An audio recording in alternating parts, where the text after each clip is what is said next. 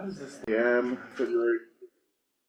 If everyone's ready, it's 10:30 a.m. February 26th. We're going to begin this work session, Lake County Board of County Commissioners. First up on the agenda, we have a discussion about the planning of the Housing Town Hall on March 20th, led by Jackie Wellahan. Hello. Hello. Alright, so you have some handouts. Anna put together an agenda for you, and so that's part of your handouts.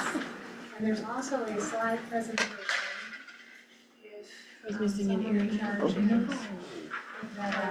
It should be. Feel like It's on the just... email to go to the bottom board. Oh, Email. it's like click clack while you're.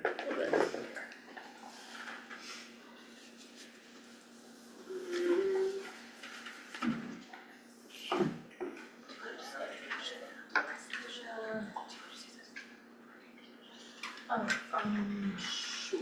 What I think, yeah. Yeah, no, we could just talk about the general quick and then we can start people.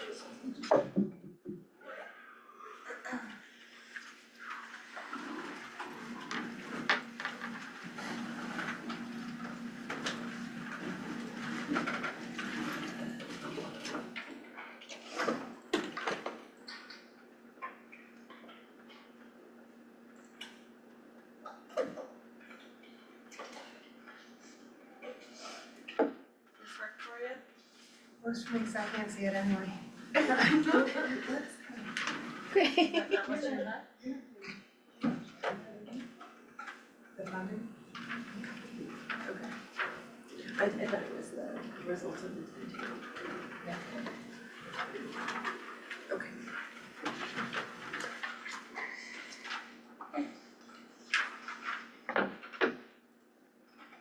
Ooh. Okay, Confirmed. so we wanted to, Prize for you. I'm gonna let Ann introduce the agenda, and then I'll start on the PowerPoint here in a second. So what we did was just create an agenda around this topic because we wanted to just kind of have a high level strategy session on the potential of a town hall with for housing.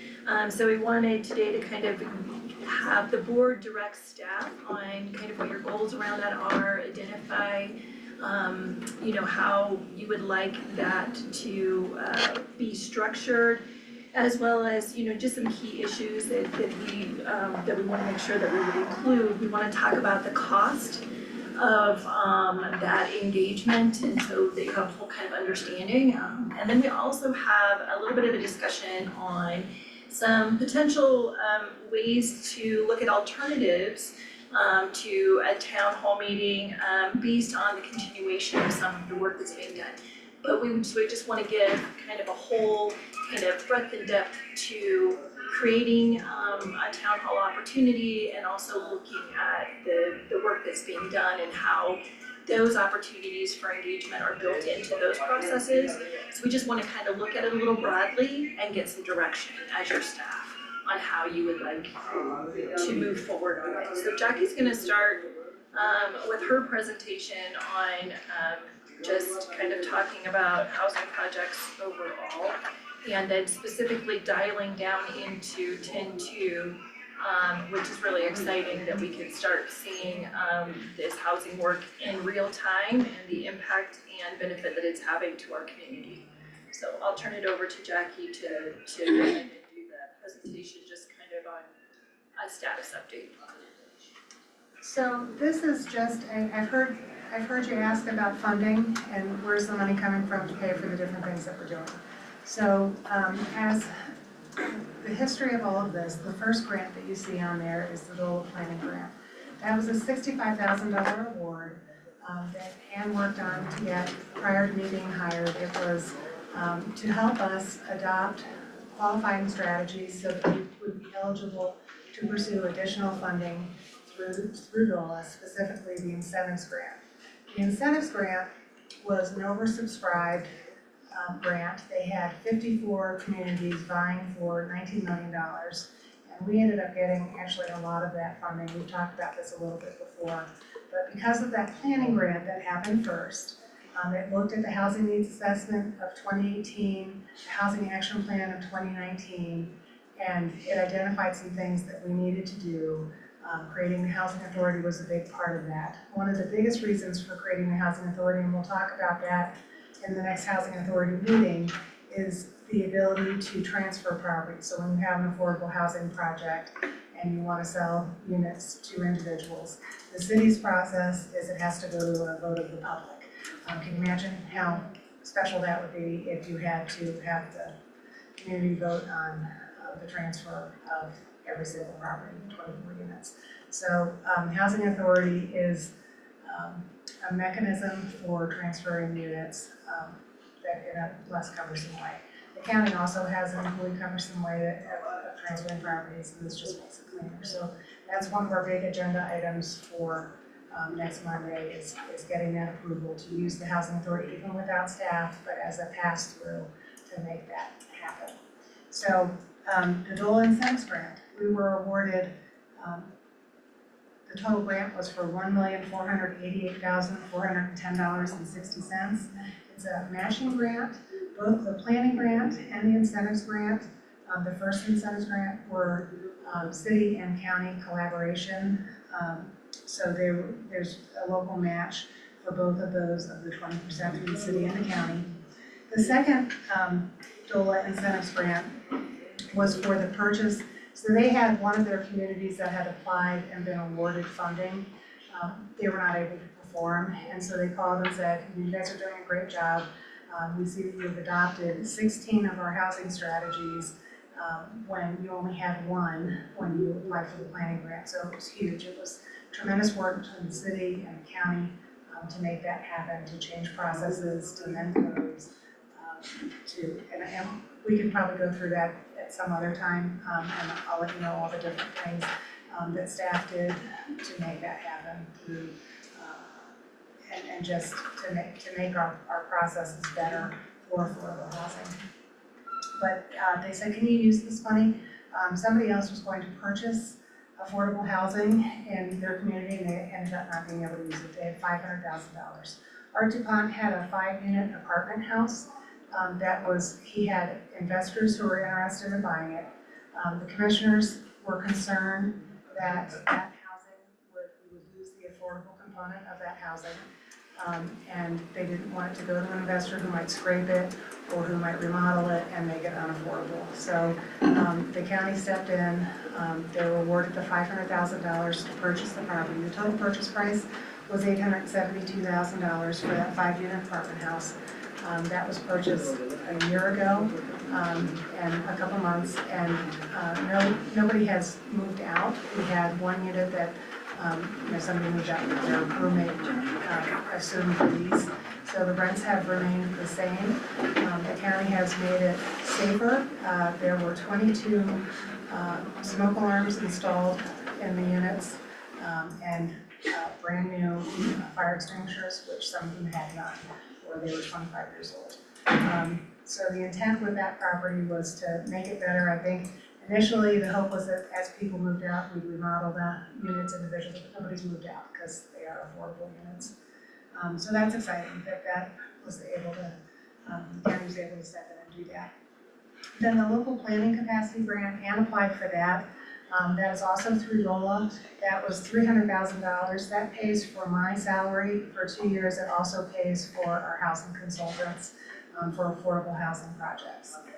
And then we also were awarded the 2024 congressional discretionary spending at federal level of $850,000. It took a long time to get that award, and they did not want us to use that money on any projects that were already underway. So unfortunately, we were not able to use it for the Housing at 10200 project because we already had contracts in place and we had to perform an environmental study on the site. So that money is earmarked for Harrison. We are currently underway with a NEPA study, which is an environmental study on that site to be eligible to tap into that funding. So that's the grant. Those are the grants that have been applied to housing. And then the next section is on the local subsidies that we've received. So the land was dedicated by the school district on 3rd Street for affordable housing. And then the site on Sixth Street, that was the hospital property that the county arranged the transfer in exchange for a debt repayment. So that's where those two sites came from. Initially, we were looking at two other county-owned sites, but they were deemed not appropriate to build on because of the mining impact, the legacy mining impact on East 4th and then also on East 8th Street. So we had to scramble to come up with these other two sites. The size of our project diminished dramatically, so we initially were looking at 78 to 82 units.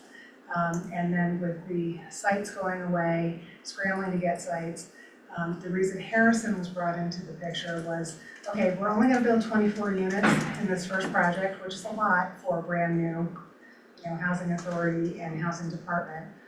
But we have this other site that could potentially, have a wonderful impact for housing and other public uses.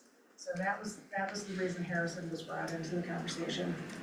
So DOLA was okay with that. We had already been awarded the grant when we discovered that our two sites that were, 32 lots were not going to be available for us for housing.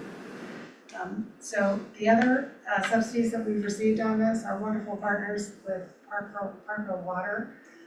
We only paid $168,000 for tap fees. So this $148,800 is the subsidy they gave us. They said, you're doing an affordable housing project, that's fantastic. So instead of the $13,200 tap fee, we're gonna charge you $7,000. So that was a wonderful savings. And then we got some additional funding in addition to the matching for the grants from the city for $300,000, and then buyer assistance down payment that Michael Hierman had spoken to you guys about previously to help buyers get into the homes of $500,000. So next slide, please. That's. Does anybody have any questions on any of that? Yes. Can we get a copy of that funding slide sent to us? Why is there so much confusion out there in the community about how much we paid for the property on Elm Street? I hear crazy numbers when it comes to, There's a lot of misinformation. The county also purchased 631 Elm Street, which is a single-family home. And the rents that have been broadcasted in the community, $3,500, that's not correct. The rents have never gone up. The rent for that house is, I think, $1,500 a month. Some of these in this fiveplex that starts at $900 a month, they're very affordable. I can't explain where that information has come from. okay. And then it was the infrastructure and cleanup of West 3rd and West 6th? Okay. Yeah, so the things that went into, most of the incentives grant is being applied to the housing at 10200 project, West 3rd and West 6th Street.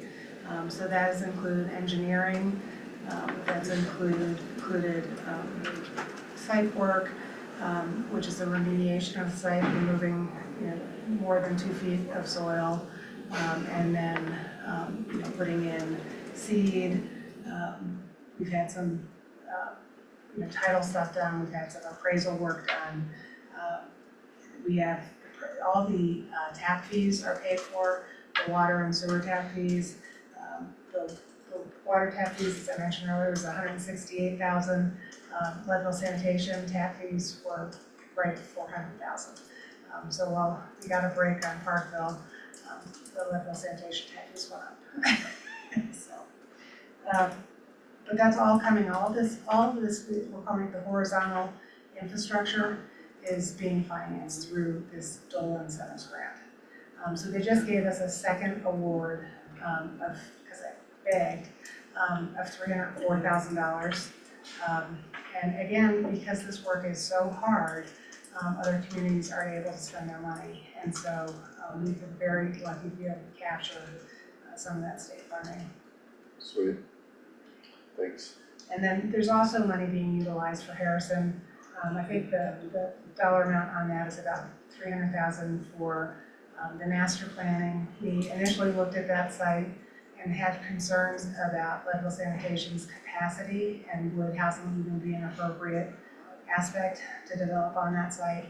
And so we had engineering on that to the tune of $100,000 to let us know that, yes, there is capacity and level of sanitation would allow building on there without, basically don't like a lift station.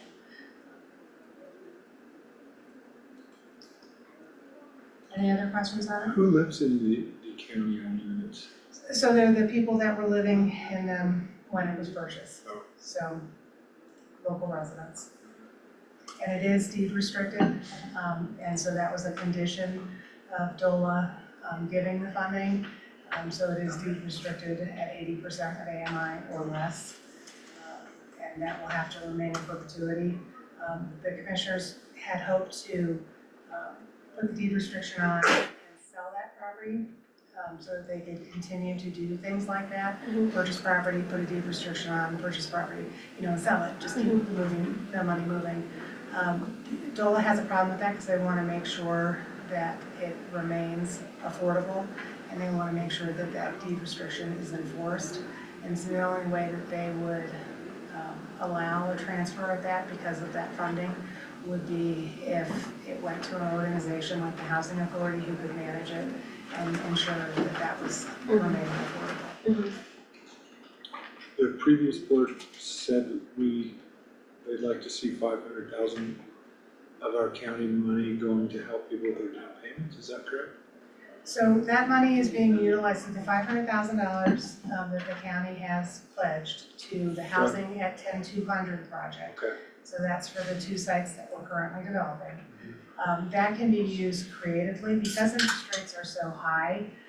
One way that it can be used is for buying down interest rates. Another way could be buying down the purchase price of the house, and that would remain affordable going forward because a buyer now, let's say they pay $300,000 for a unit, they could only make 2% per year. So if they use that buy down, it allows them to purchase it at a lower price, and then the next buyer would be getting it at a lower price. So it's being used creatively to help the buyers be able to afford the units. And it's Also an just- investment in the housing stock itself to continue in perpetuity to serve our community. So not just the benefit of the first buyer that gets in the door, but that long-term benefit. So it's definitely an investment, not just for the benefit of the first buyer, but for the long-term benefit of the property moving forward. Are the builders obligated to share their profit margins? Yes. with us? Yes, What is absolutely. that generally, or what was it, the last guy, what were you supposed to We do? never got to the point of having a contract with them. We had a pre-development contract and did not have a contract to still be negotiated to build Berkeley. We didn't have construction documents to have hard numbers on yet. Do they have a target profit margin Do you remember or what it is? parameter? No, but even if they did, I don't know what the current one was. Yeah, they were still held to AMI limits and pricing, so that would have directly affected their ability to, it wasn't like a straight 20% or whatever, with a contingency. There would have been parameters and limitations on what they could realize in that profit margin portion because of the AMIs. And we should have hard numbers from Oakwood. Oakwood has been fantastic to work with.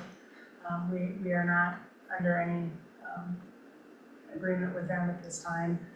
We're working towards that very diligently, but they have been fantastic and have been reaching out to Bonnevilla. So Oakwood is that Berkshire Hathaway company. They're Clayton, their parent company is Clayton, which they make panel homes and manufactured homes. And so they're a competitor of Bonnevilla.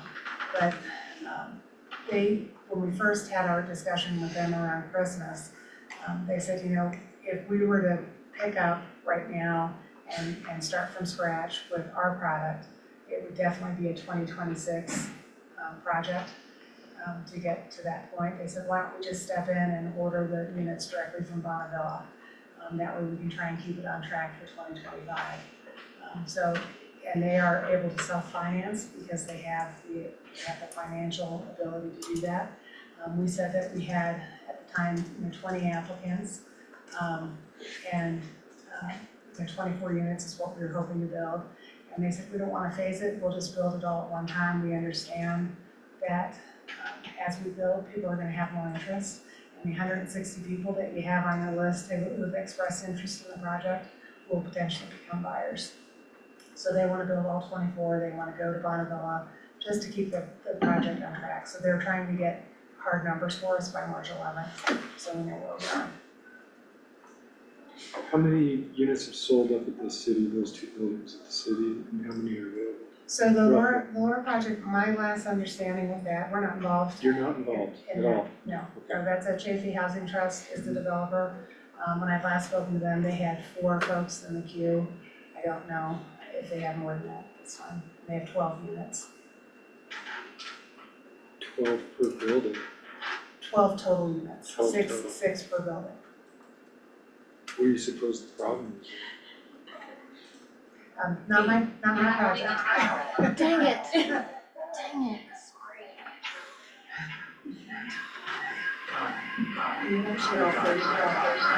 I'm the problem, it's me.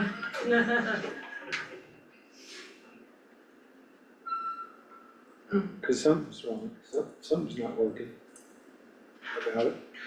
Is it the income is set too low and then the So retail so you're always bound by the funding that you accept. So their funding that they accepted through Department of Housing limits them to 100% of AMI or less. And so that could be part of it. It's, you know, and their units are expensive. I think they're 260 to 303. They're condo units. Jackie, do you know, did they apply for the rural resort designation? Did they petition for that? I applied for the city and the county, so yes. Okay, so they're both. Yes. Yes, we used to be rural. If you're designated rural resort, then you can petition for a higher AMI with Prop 123. It doesn't work with some of the funding, like it doesn't work with the incentives grant that we are using. So the incentives grant, again, you're bound by the funding limitations. So the incentives grant limits us to 140% of AMI or less. So we were able to reach a broader segment of the population with that. And the limitations with Prop 123 are what percentage, Jackie? 100% of AMI. And so the question that was posed was trying to raise that for Prop 123 to 140. Pagosa Springs, the economic development director down there, talked to all of us at CCI about how complicated that has been to try to get people in Well, with 123. and they're rolling it out and making it up as they go, so it's really hard to Right. follow. And I think it's actually, I misspoke, and I think we'd be obligated to 80%. We would be, if we petition for the higher AMI, we could get to 100%. 100% with Prop That's, 123. yeah, that, I spoke with Robin yesterday, who had nothing but incredible things to say about Jackie and about the work that we're doing here in affordable housing. They hold us up as kind of a poster child for what's happening, and she did say that there is an opportunity to potentially petition for higher. And that, when I explained to her that there were some issues with the affordable housing earlier, she did mention that as something. Yeah, and you see the enormous amount of subsidy that's going into this project, and we'll talk a little bit about who our buyers are. But it's still challenging to make housing affordable. And we'll learn more on March 11th when we have hard numbers.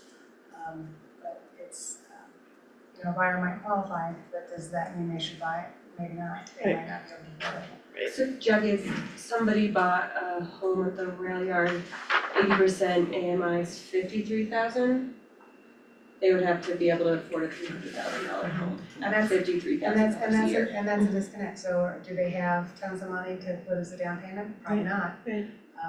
And so that's why that funding coming from the county for our project is so important. It helps them with their down payment, potentially.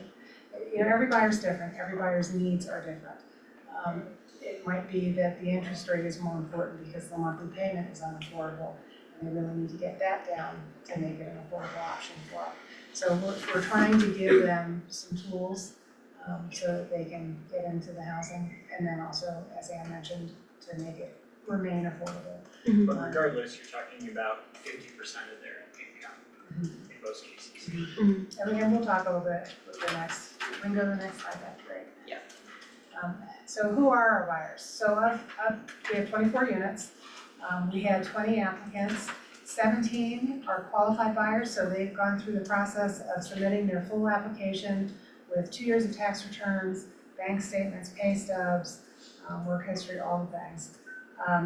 And of those 17 buyers, 16 of 17 live in Leadville currently. The one who does not live in Leadville currently works for Leadville Lake County Fire. So these are our people, these are the people we are trying to serve. So I'm so happy that this project is addressing the folks that actually live here and work here. One of the, let's see, Lake County Fire, okay, I already got that. All right, next slide, please. Where do the buyers work? I can't read that at all, so. Sorry.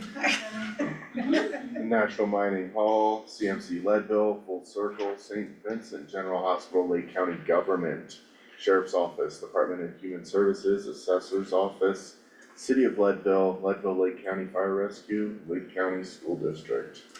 2 work outside of Lake County but currently live in Leadville. Okay, next slide. All right, so our buyers' average area median income works out to be 93%. The household size, so this was a little bit surprising to us when we first talked about this project, and the commissioners that sat before you looked at the homes. They really expected there would be more families, and that's why the Bond and Villa product was so appealing, because they are much bigger homes than what Oakwood had proposed and what Bay West had. But it turns out that most of our buyers are single-family households. So we have 10 of the 17 are one-person households. And then we have 5 two-person households and 2 three-person plus households.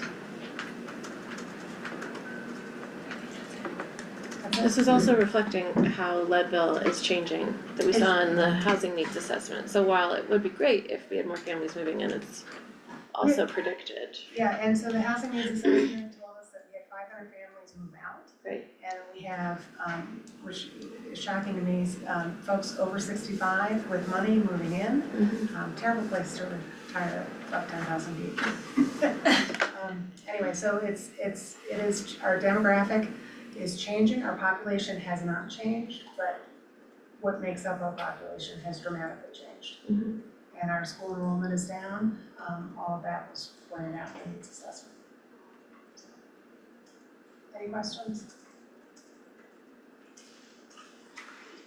Knowing you still have a pretty full agenda ahead of you, we can almost roll these 3 talking points in our agenda kind of together, but what we as your staff wanted to kind of better understand and define today was kind of the why behind creating a town hall, and what is our, so that we meet the goals of the board. So kind of why are we now going to add, kind of the housing town hall opportunity into our workflow and kind of, so we just want to make sure that we really understand the board's position on the purpose and kind of intent of hosting the event. And then we want to kind of go into what are the things, the key goals that you have, and how will we measure those goals, and any key takeaways that you may have gained from community listening opportunities that you think should drive this engagement. So starting kind of with the outline, we'd love to kind of hear and get some direction on kind of anytime that we're creating a public engagement, it's routine for us to establish the why and the purpose and intent. And so we'd like to not make any assumptions and make sure that we're addressing how the board wants this work defined. I think the overall sentiment is improved community engagement.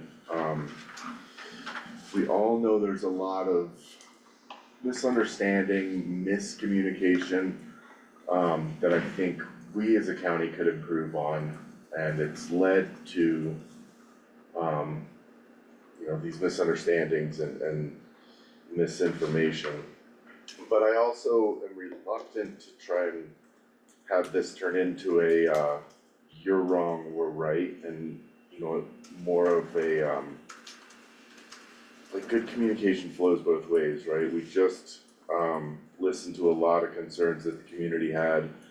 My takeaway from that was that there does need to be, a type of like education, like with, like, I heard so many things that were, not correct. But at the same time, there's some points there, you know, and I think we need to respect that a little bit and maybe do a better job than we've done in the past of engaging with certain aspects of the community that have concerns about things that we might not agree with, but that doesn't mean they're not valid. So how that looks, I think that's a bigger conversation than we have time for here. This is when we have time to do it, right? Cause we Well, have, all of us together, but I think we can each have discussions with staff about our individual concerns and then kind of formulate something with Lauren or Tim that gets more of a I have probably hours worth of discussion about how the town hall on the 20th might benefit us and the community in the best way. I think what's important to me to be able to talk about today is then, like, who is the town hall for? Because we have had many conversations around housing as a community. And if who we want to make sure feels included, or who we want to make sure we get to engage with, not just listen to, is the concerned citizens of the Eagles, like, that is a specific group that we can say, like, this is who this is for. But if this is just for everybody, we have had a lot of these conversations already. So I think being clear about who this conversation on the 20th is for would be valuable to me. I see this as a chance to include everyone in one conversation and be able to have, you know, I'd say that Eagles crew is probably, you know, I'm getting the feel it's maybe like 25% of the voices, concerns that I'm hearing, so we can address things that might be important to them over a quarter of the allotted time. You know, and then the rest of the time can be educational things. Maybe we have a few minutes where we talk about TIFs and how that's set up and maybe some of the arguments for and against there, because that was a really big topic that was completely off my radar, that I didn't realize there was so much. Which we're not using. No, I was gonna say, That's TIF, that's a city Then thing, just, We it's can address just that, for you the know, city. like, and maybe just show like a list of like, here's all the projects currently happening in the community that involve these. And if there's none happening in the county, then Then we're not. people, Yeah. yeah, okay, then people just don't know that. Do they not know that, or do they not want to know that? If, in the spirit of community engagement, we put it up on a screen for 10 seconds, that's enough, you know? Yeah, I love that that we want to do this for everyone, and what I am curious about is how we get people there.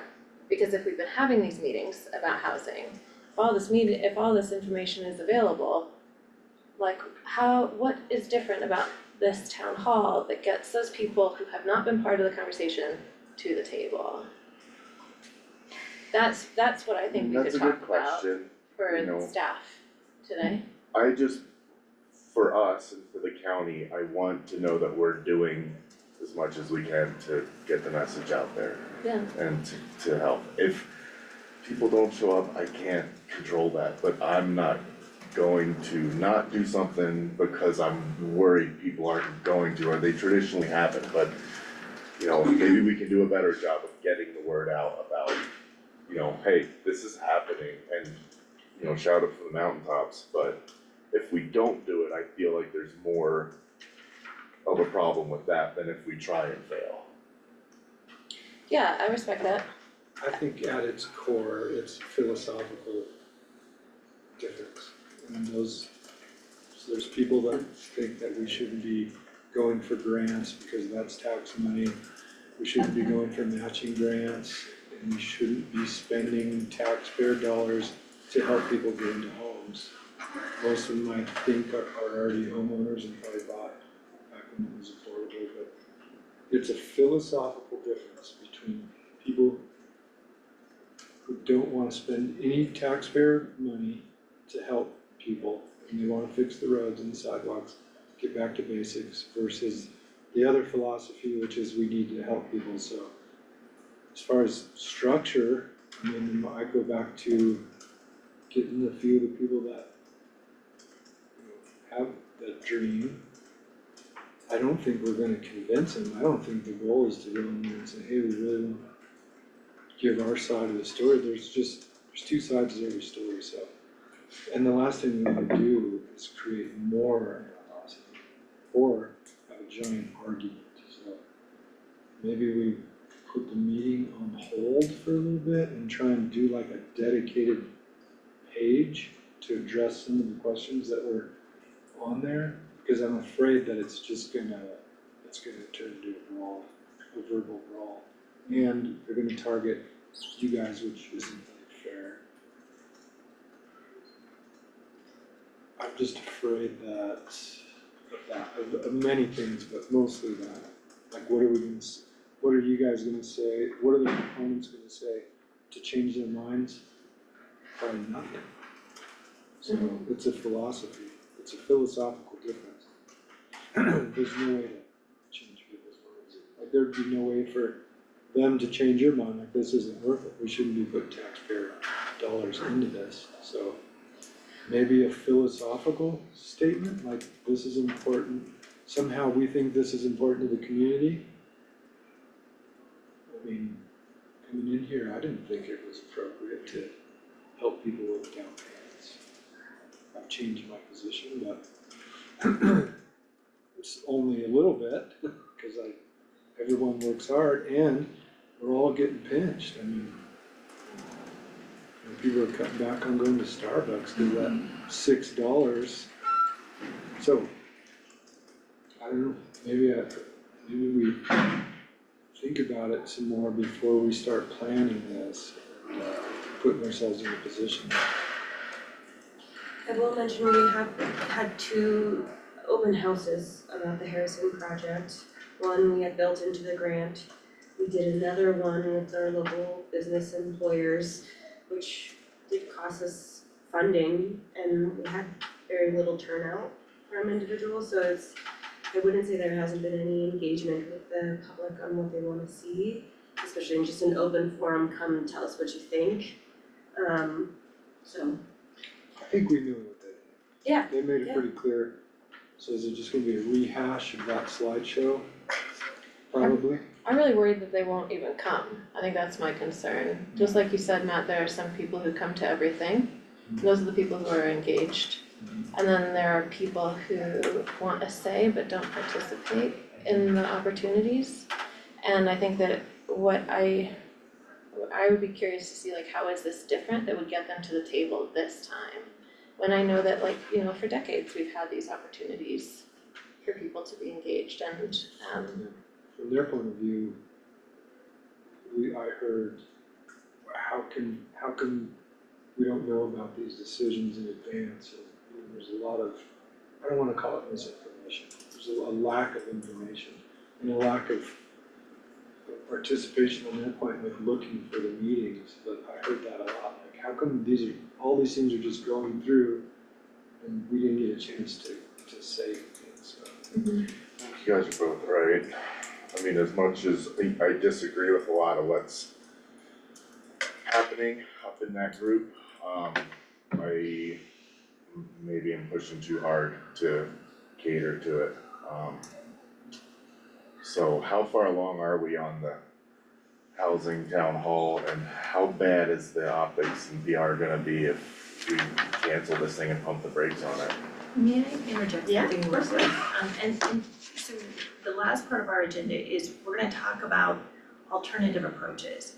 There is a lot of public engagement that's already been slated for, that's already been incorporated into continuation of the work that's being done by staff.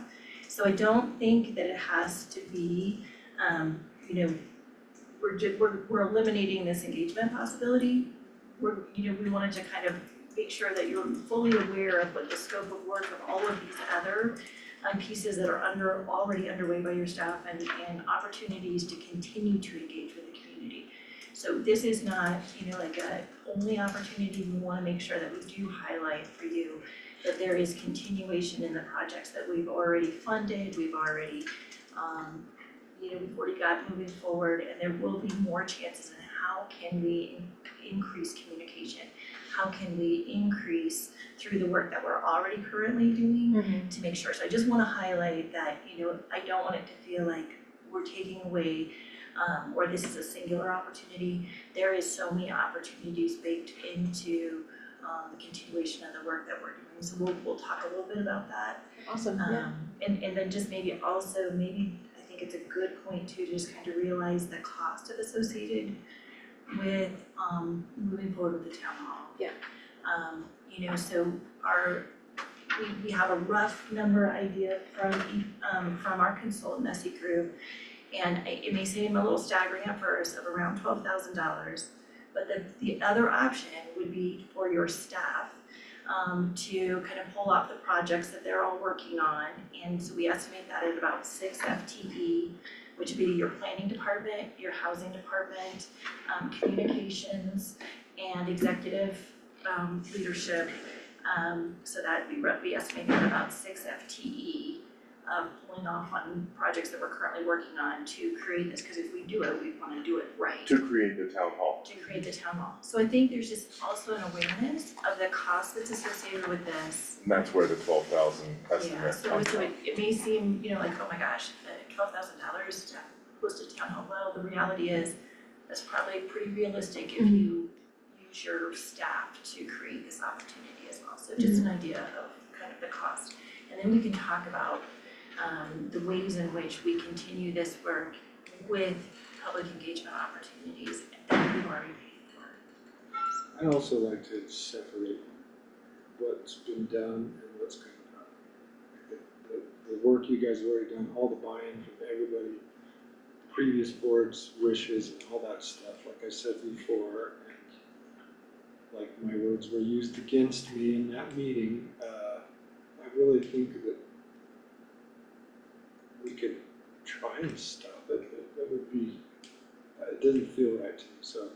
But the Harrison Park, if we could separate the two projects and maybe let's try and move forward with what you guys have already done, regardless of the blowback we'll get personally. I'm just gonna have to toughen up, I guess, but then separate it from Harrison, because really nothing's going on, but I'd like to see the Harrison plan for the park, and then try and have some, you see what I'm saying? I'll repeat myself, my wife hates that. Yeah, that leads right into one of the the kind of what we're gonna suggest as maybe a recommendation from your staff as far as continuing on, and what do you have, what are the tools that the county has to make sure that we're including within all the work that we do, continued opportunities for engagement by the community. And, on the Harrison master planning, I would go way back in time.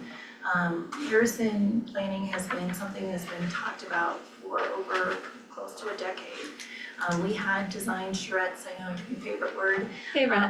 On the Harrison site back when we had the MERP students, or the Masters in Urban and Regional Planning, came in and did their capstone project on looking at developing different sites within the community. So there was a design charrette that was hosted on the Harrison site, 7, 8 years ago.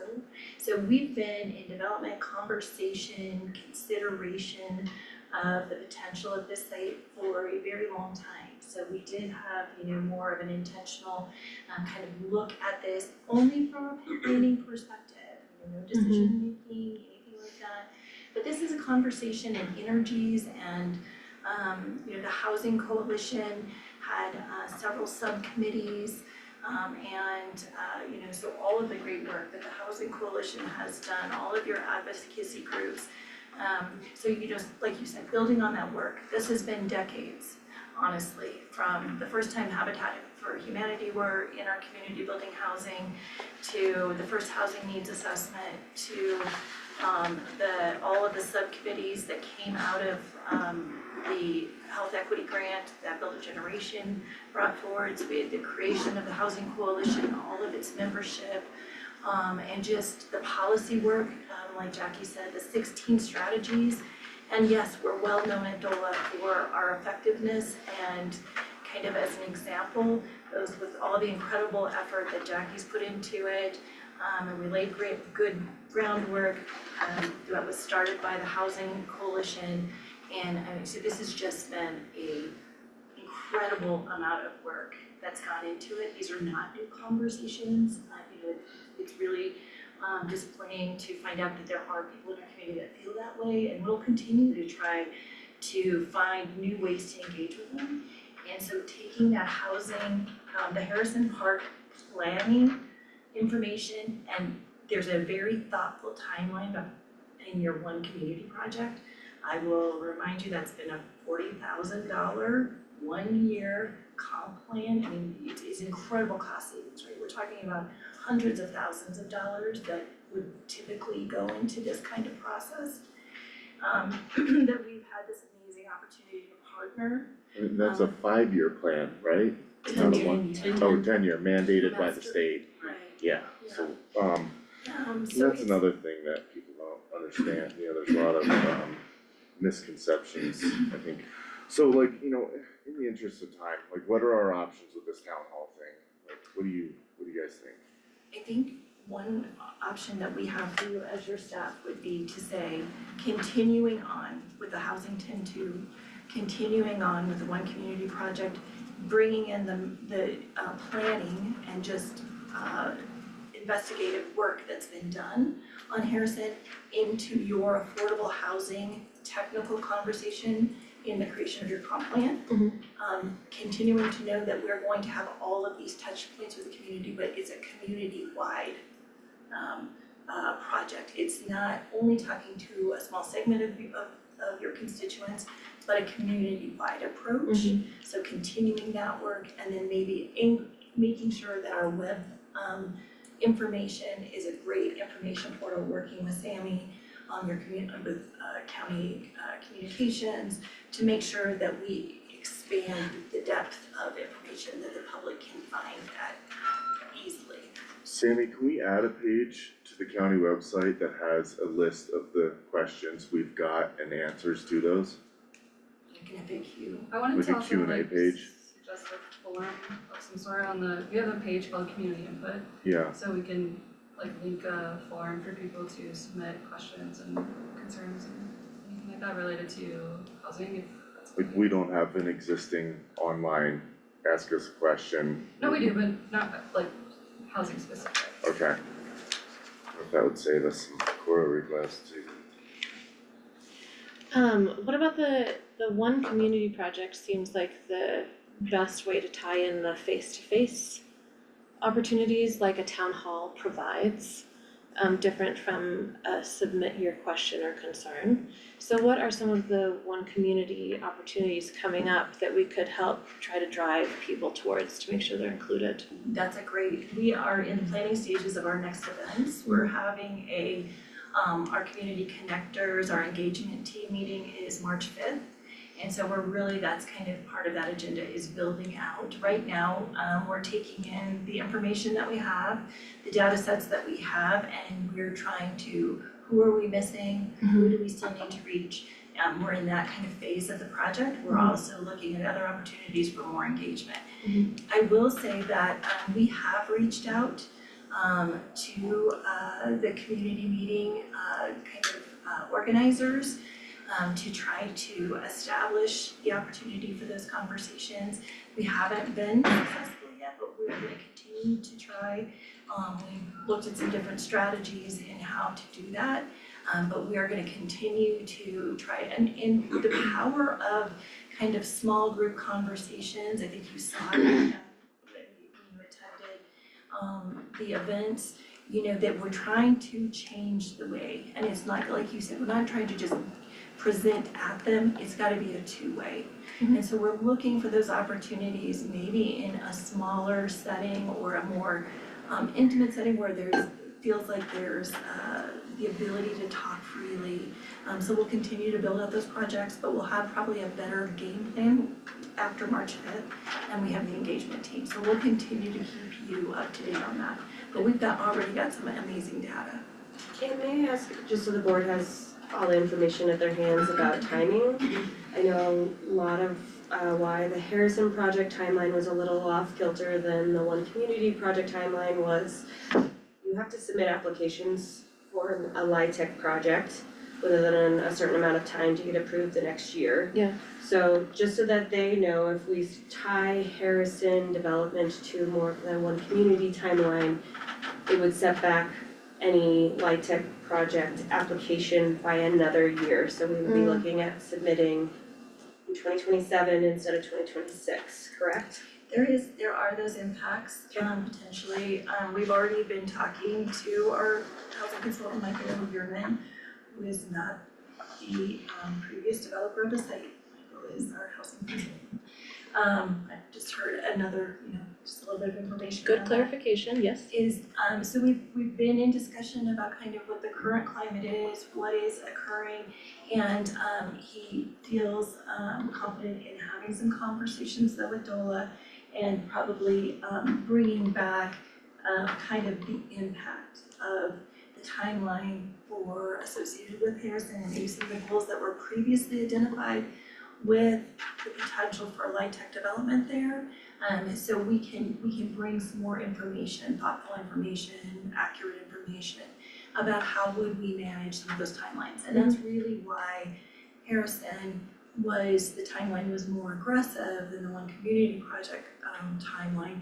And that was all related to funding and deadlines associated with those funding opportunities to realize housing opportunities to meet our community needs. So thank you. Yeah, I just think we should know that there's pros and cons depending on what the board's priorities are. If you're really feeling like, I wanna do LIHTC and not push it back another year, because even if you got approved for a LIHTC project, it would be another 2 years or so before we even see really anything from it. Now it would be 3 years out. Yeah. Would we have better community buy-in if we did it on the One Community timeline? Potentially. I'm not sure if the hearts and minds we're trying to sway are going to change. So I just wanna make sure the board has all the information about the pros and cons of delay versus moving forward on different timelines. Do either of you have connections with folks from the Eagles group to try to get them to participate in the community engagement committee? Yeah, I mean, like, what I'm seeing here is that, we're mainly trying to focus on the town hall on March 20th. If we're going to discuss alternatives to that, I think smaller roundtables with concerned citizens is a great option. I will spearhead reaching out to that group. If anyone else has another idea, who would be another group that would benefit from having a roundtable, I'm all ears, willing to take point on that, or if someone else feels they have a better handle on it, let me know. Other than that, I think we're all in agreement that we have better options than the town hall on the 20th. And let's talk about when we wanna do smaller roundtables that will be more effective than a bigger town hall that could devolve into something that isn't gonna help. Well, I guess what I'm saying is that the One Community project is where we have those small conversations that Anne and the planning department is offering. If you wanna spearhead a One Community project led roundtable. No, what I'm saying is that we already have all of these meetings already scheduled, and one of the efforts of the One Community project is that community engagement committee. Remember, we saw it up there and it was like, these are all the people who are who represent different groups or have like conjoining circles, and they're making sure that all the information about One Community project is getting to the right people to engage the whole community. And what I was saying is there anyone from the Eagles Concerned Citizens group, who you all know to ask to be part of that engagement group, because they are currently not represented in the engagement group, to make Okay. sure they're participating in one community. Yeah, we'll reach out and find out.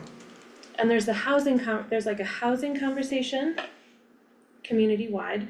There's the Harrison Affordable Housing Concerns, and then there's one community project. And one community would inform anything we're doing, but Andy, what I hear you saying is that you want to offer small group sessions just about housing in Lake County. I would like to be able to take all the questions I gathered at that, work with staff to get them answered and Yeah. bring them back. That's, To that group? Yeah. Okay, cool. Sweet. that's, you know, most of what I see as an issue with this, everything else is pretty easily solved, you know? Okay, rock on. I'm So- sorry I misunderstood. No, that's fine, it's a complicated issue. When you bring them back, are you feeling like you wanna go to a Monday meeting, bring them back? Do you want us to create like an FAQ to put on our website, goals? Somebody said, you don't want it to sound like, this is what you say, you're wrong, this is the answer. You know, I just wanna avoid that type of a dichotomy. No, that's a good point, I don't know exactly how it looks yet, you know, but for right now, you know, the next step is getting answers to those questions from staff. Okay. How the return is approached is worth more conversation, I suppose. Okay. But, you know, I haven't had any problem interacting with that group, so I'm happy to continue that so that, you know, it doesn't absorb county staff, taxpayer dollars, you know, and other, you know, people who aren't being treated respectfully by, you know, members of that group don't have to go up and get thrown under the bus anymore. So I'll just confer with you guys, I'll confer with staff, answer those questions, take them back, and then how that exactly looks, we can come up with an idea, you know, between me and Lauren and staff. Melissa, how's that? Yeah, I thought this might be helpful. This morning, Ann and I went to Public Works at 8 AM because that's when they have their staff meeting, and we did that values exercise with them this morning. And I think we're really available for things like that, where you hear somebody that says, we haven't heard about that, we have a book club, you know, or we have a monthly meeting. You know, we can just put it on our calendars and show up for those things. And I think there's so much power in this smaller setting, cause you're not gonna get the same level of, I don't know, energy that can go out of control. And they're pretty, you know, they're pretty touching conversations, cause most of us, when we get down to it, are here for the same reasons, Yeah. so. I think you've all participated in them with us, and so sometimes they can be a way to build you know, some trust and find common threads, and so there is, you know, they can be restorative conversations too. So really great point, and it's great that, you know, we love doing it because, you know, we've been everywhere from the high school with leadership kids to the senior center to public works staff.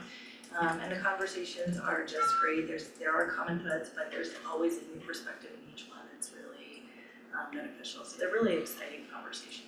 I like that, restorative conversations, that is. Can we say discussions instead of conversations? Sure. Sure. Discussions are more serious. Conversation is something that you have with your child or something. Have you gotten to participate yet, Matt, In what? in the one community discussions? I did, yes. Okay. It feels more conversational to me. That's why I was curious. I did value your observations about those discussions and how they were, it was the same people that keep showing up to those. I think you had a counterpoint to that, which might have, you know, added some more diversity to the participation, so I was in a different setting. If I'd been at Freight, it would have been the same folks. the same people, but they're happening everywhere. Can I, we host 3 monthly meetings with different groups around housing conversations, because that, in our space, that is what it is. It's more organic. Sometimes I bring them information from the county, sometimes I bring them information from the city. Both entities are very involved in our work, so a lot of the times it's like direct information and not something or that we read on Facebook, for example, which is problematic on its own because anyone can post anything on Facebook, right? But I invite you guys to that space. Members of that group are very diverse, they're from very different backgrounds, and we complete opposites, but we treat each other very respectfully, and that's always a great way to get information and engage with the community. Members of the Housing Coalition always feel very valued when they're heard. And that is not the same group that will be at any meeting because unfortunately people in this county work a lot and most of them travel, most of them have a different, like 2 jobs, and I try to offer a space where they can come in, they have dinner, we have childcare, we have interpretation, as comfortable as it can be for conversations like these, which are very vulnerable, and we don't record anything. So if you guys would like, we do offer that space, and we fund it all ourselves. It's money, we have some. Non-recorded, we could take turns attending one of those and kind of come up with what we thought. Well, we can, since it's not our meeting, we can attend, I was gonna say. we can all attend Housing Coalition meetings. Yeah, it's, And we did you're have- not the one organizing it, so Oh, okay. as a Just like courtesy, last night. we, as Still a courtesy, we figuring this. typically post that if it appears that more than one of you might attend the meeting. Right. But you're not required to post those. Okay. I'll And we figure did all have this engagement from the previous board of county commissioners. out. Okay. You'll get it. Can we- There's so far been conflict with the other board. Oh, the housing. Housing regional authority. Yeah, in fact, this Monday, the 3rd, there's also a time conflict. Yours is at 6 and the other one's at 5:30. And I've noticed that And the only reason that's happening is because we're rescheduling the meeting that was regular scheduled on the 3rd Wednesday. okay, When you guys were at the retreat, this is the only time that's happening, and we have to have that meeting. got it. But normally those are on Wednesdays. Normally it's on the Yeah. 3rd Wednesday of the month, Because so it Mondays are won't, hard it won't for conflict. public hearings, so. It turns out scheduling you guys is challenging. That's why we have Sandra. So can I repeat what I heard so that we're all on the same page? We are putting a pause on the town hall. I wonder if maybe we work on some communications around that and maybe Sammy can bring that on Tuesday to you all at your regular meeting. You can just discuss and make sure you feel comfortable with how we're gonna announce that. Instead, Commissioner Lee, you're gonna get some of the questions from that group, that Monday afternoon group, get them answered from staff and bring them back in a way that you determine best. We're also gonna see if there's a representative from that Eagles group who wanna be in the one community engagement group. And then overall a better integration of that group into the one community, potentially doing a values exercise at a Monday meeting or something like that. Is that correct, or am I missing anything? Sounds good. Thank you. Thank you. Alright. This one's near and dear to my heart, I'm not so. gonna process it, I wanna. Team, we're starting our next section, just FYI. Okay. Alright, 11:40, we are restarting. See you guys, thank you. Back on. Okay, next item, the discussion about the Mount Elbert Moto track lease. Why do, it's Leadville Motocross Park in all modern references I'm aware of. Do we, It is, well, in terms of for the lease, it needs to be their registered legal name, okay, so that's why in Right. terms of Mount Elbert Moto is the latest registered name we can find on the Okay. Secretary of State's database. got it. We do have Kim here, so I am going to allow her to chime in when there are gonna be things she wants to make note of, but right now we are at I guess what, an impasse with how to get the lease sorted out, is that? I don't know, I provided the revised draft with markups and stuff on December the 20th.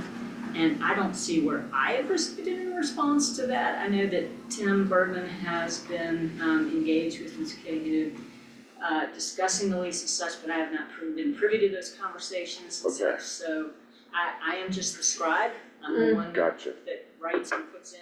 The current red line version is based on review and input by the prior Board of County Commissioners. And so that is my marching order, if you will, Gotcha. until y'all tell me to march in a different Okay. direction. Alright, so I've done a bit of homework on this one, the sticking point is the insurance. Is this correct, the county's Well, liability? I was gonna say that, from our perspective, in terms of needing to have adequate insurance by the operator, the tenant, if you will, because otherwise, and the reason for that is that this is a county asset, the county owns it. The fact that the county leased it to a different party who has improved it doesn't remove it from still being a county asset. The fact that it was improved removes it from protection under our immunity, the Colorado Governmental Immunity Act. And so that's why it's a huge risk for us in terms of if our tenant doesn't have adequate insurance covering all the different types of activities that they have out there, that leaves the county on the hook if there is an incident. I found a model that I'd like to bring up and see if it sounds like something you think would cover the county adequately. This might be the same company that the track is currently insured by, I'm not sure, but I have Nautilus is the carrier through Taggart Insurance. So the insurance, now, the county has its own insurance, so this is addressed in terms This of. would be the how we would set up insurance on the track set.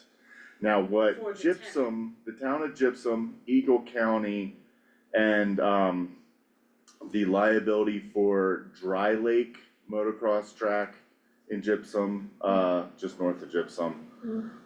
They have Eagle County and Gypsum added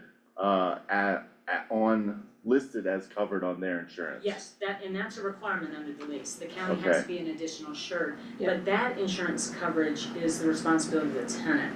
So if they want to price out, get quotes on different insurance, it doesn't matter to the county in terms of this lease where the insurance comes from. Okay, So it's just a matter of making sure that it's adequate to cover all of their operations. okay, And one of the disconnects, I think, is that their current insurance that they've had doesn't cover events. And that's because my understanding, and Ms. Cahill can probably chime in on this if I'm mistaken, but my understanding is they've taken the position that they're not holding events, but they have hosted events. So there still needs to be coverage on that side for any events that happen on the property. okay, so we need to make sure that so we can get insurance that is set up through the track that will cover us, and that would be adequate? Well, it's additional insurance, yes, so the way it works is that they would have their own commercial liability thing or whatever, and as she says, the current one does name the county as an additional insured, and the reason for that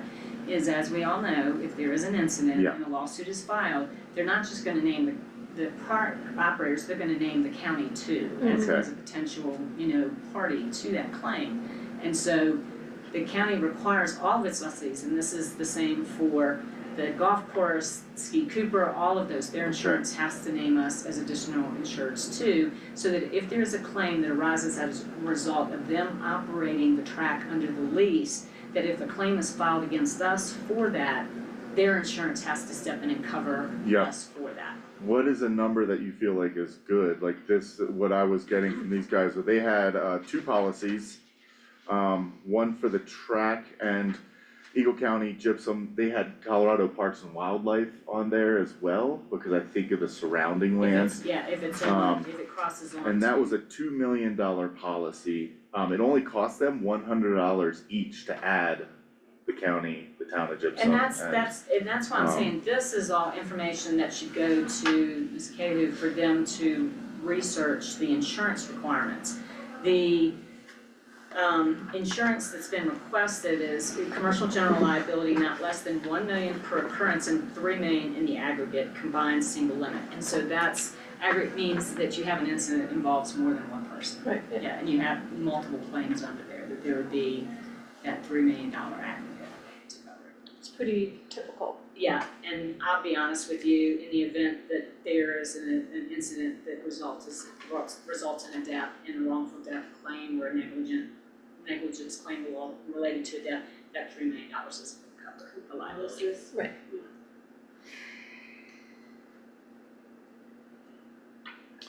So that, I don't understand, I mean, if that's the issue, that if that's cost prohibitive for the current tenants, I 100% agree, and thank you for doing the research for them to try to find alternative, insurance coverage that might be more affordable for them.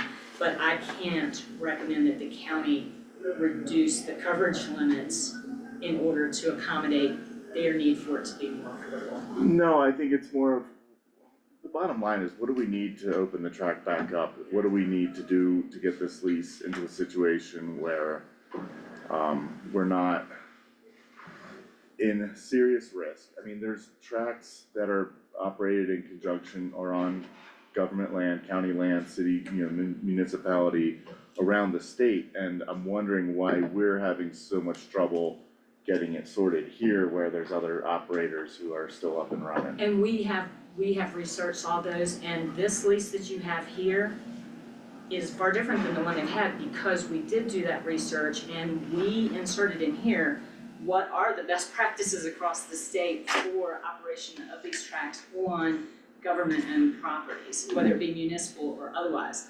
Now, and in all honesty, a lot of these provisions are less onerous than some of those tracks have required. So that's why what we have here is, from my opinion, the bare bones of what the county should accept in order to lease this property and not incur unreasonable liability for its operations. And this includes the flaggers and lighting systems. And the flaggers, and that's something that I don't know if you can, that is something that I was asked to put in there. Okay. I rode dirt bikes as a kid and stuff, and going doing all this research and the type of claims and stuff, I'm surprised I'm still here. Just because of, this is a very high risk sport. And so, the whole goal with this from our side is to make sure that the county's adequately protected. If that's an issue, there are other alternatives to a lease. For example, it could be, the county could maintain the property as it is and have an operating agreement or something like that. Instead, it wouldn't eliminate the need for them to have the insurance, because that would still, we'd have to be covered for the potential liability of them operating the facility. It is my understanding from talking to Tim that the light warning system on all blind jumps, etc., was a requirement of our insurance, Okay, of CTSI. okay. So if that's the case, we have to comply, and I had not heard that from him, but we have to comply with our insurance requirements, because then what happens is, if there is an incident, just being an additional insured on their policy, like I said, might not cover the full liability, in which case we have to look to our insurance, and if our insurance says you didn't comply with our requirements, we're not gonna be insured. We don't have any other options besides CTSI to go for this specific, it sounds like they're not really into action sports, dangerous sports, what have you. Well, and that's There. because there have Any been insurance millions and carriers? millions of dollars spent on claims related to these type of Yeah, activities. I And know why. insurance is all about, and especially with this, a self-funded pool, they always look for ways to reduce Right. that expense. And so that's part of the reason for them having that requirement. For our insurance to add coverage for the county itself, outside of what the track is gonna have, are we allowed to go outside of CTSI to look for different carrier for just the track. We can try to find outside, typically though, you run into issues when you have multiple insurance coverages, cause we'd still have CTSI, because it's not, the CTSI insurance isn't specific just to the track, it's specific to all of our All facilities. seats, okay, But then there are specific requirements for our different Yes. facilities, okay? And so, in order to do that, we would have issues with what's primary and what's secondary. right, And so we end up spending more to pay for additional insurance to cover this one type of risky endeavor. And then if there is a claim, we end up with the insurance companies fighting as to who's responsible to pay it. well, we know CTSI wouldn't cover it if, we're using if we don't have a lighting system, which the research I've done on that is it's like a lot of things in society, it's like they want it there, it doesn't really work. The technology's not quite there yet for them to be very effective, they're incredibly expensive, and it's the same kind of situation with flaggers. Even at professional races, the flaggers aren't super effective, they are like, they miss crashes all the time. You can watch footage of any motocross race on a professional stage, national level, and the flaggers aren't there in time half the time, finding volunteers who aren't even, fully trained, it's like, alright, like this is, I get the idea, but it's like, in reality, the practice is not effective, so like I get. Kim says that there aren't any tracks in Colorado that use lights. I'm more than happy to do this is hearsay from Tim, so I'm Yeah. more than Okay. happy to go back to CTSI, can you Awesome. get handed to us in writing, Yes. that this is a requirement, and I'm happy to forward that to you, Kim, just so that we're all on the same page, we'll triple check, Great. that that's part of our requirement. I do feel like if it is a requirement for our insurance, That is, well, That, it's The next not step is as to look serious over there. for our county liability, but if it's not, then I don't think it's. and that's what's driving this. So part of it is deciding how much liability risk y'all are willing to take outside of what insurance might cover. And so, if you end up where, and I'm, off the top of my head, I'm not remembering what our overall coverage is for that too. And so we end up with a multi-million-dollar claim as a result of an incident. Keep in mind your general fund will be subject to paying any excess. Yeah, which we can't do, Can't afford to do, and so, and part of the responsibility, not to tell you what your responsibilities are, cause you know them, as stewards of the county and its resources, is to make decisions about how its assets will be used in a way that's in the best interest of all of the community. Yeah, I'm not willing to put the county at risk because of an injury at the track, gotta find a solution. There's one out there, we're gonna find it, but what's it look like, and I need your guys' help on, the direction on where do we find this?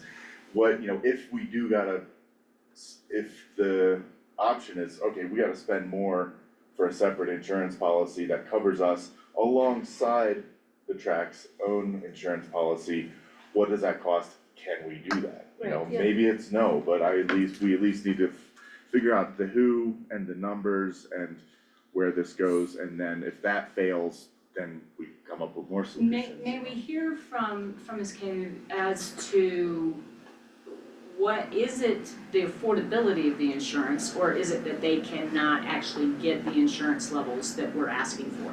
Cause if it's an affordability issue, one of the things is your admission fees should cover your cost of operating the facility, including your insurance yeah. Hey, cost. Kim, where are we at up there with the insurance costs and and how that affects the track's operating costs and everything? How thin is the margin? If you don't mind chiming in, if not, no worries, but I'm curious, I'd love to hear your take on this. Oh, gotcha. If you can type it in, cool, if not, we'll reach out to you in a different way to see what we can figure out with that. What levels, what do you think, what's a number that we need, do you think? It's in the lease, Okay, that 1 million, 3 million is the minimum that I would recommend in terms of for them to carry, Okay, to complement the insurance that we have. I but don't like, think it's, I mean, just like saying as an operator, I doubt it's, the issue is the cost of the insurance. The issue is the cost of the infrastructure required by the insurance. Like lighting is expensive. they don't have power up there. Right, Yeah, so, it'd be a whole so solar off the grid. you can find any sort of insurance package that'll cover, you know, your general $1 and $3 million. But the issue is the light, like that is what costs money. Yeah, And so finding out if lighting is the crucial step seems like what we're gonna hear from staff on, right? Well, I don't wanna make a big deal of something if it's not an issue. If Kim doesn't have an issue hitting that 1 million and 3 million limit, then I feel like we should move on to something else in the lease that she does have an issue with. Exactly, yeah. okay, So I was gonna say, and I wasn't aware, cause I presume based on your comments, Commissioner Lee, about the insurance being first thing, that was the issue, that they were having issues with the affordability, And but it says, you know. from the previous board is kind of where I'd Okay, been left with that, you know, we're, okay. And so she's gonna check with her to see what the, and I guess, bear with me 1 second for the original lease that they're under now, which is from 2012. Yeah, I had heard it was mostly the lighting requirements on the blind jumps. And then we are asking for the waiver to be done electronically and to start getting information about who's going in, type of more financial transparency about how much is being brought in and getting financial statements. Mhm. Kim, can you maybe put in the chat some of those issues so we can, they don't have a Wi-Fi signal or even barely a cell signal. Digital waivers, I think, would be pretty, from what Jeff was explaining in one of our recent emails, the digital waivers were prohibitive due to some of those reasons. So their current insurance policy is through Nautilus.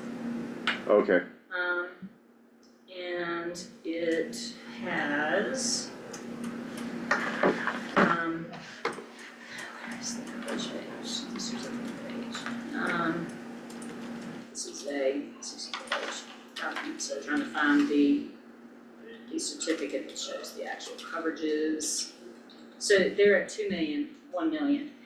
But there are issues with their current insurance, policy in that there are certain things that are excluded, which includes coverage for events, medical payments, coverage for contractors, volunteers, and other workers, exclusions for punitive or exemplary damages, meaning that if someone is grossly negligent and someone's injured up there, then someone asks for punitive damages for their failure to properly operate, if there's no insurance coverage for that.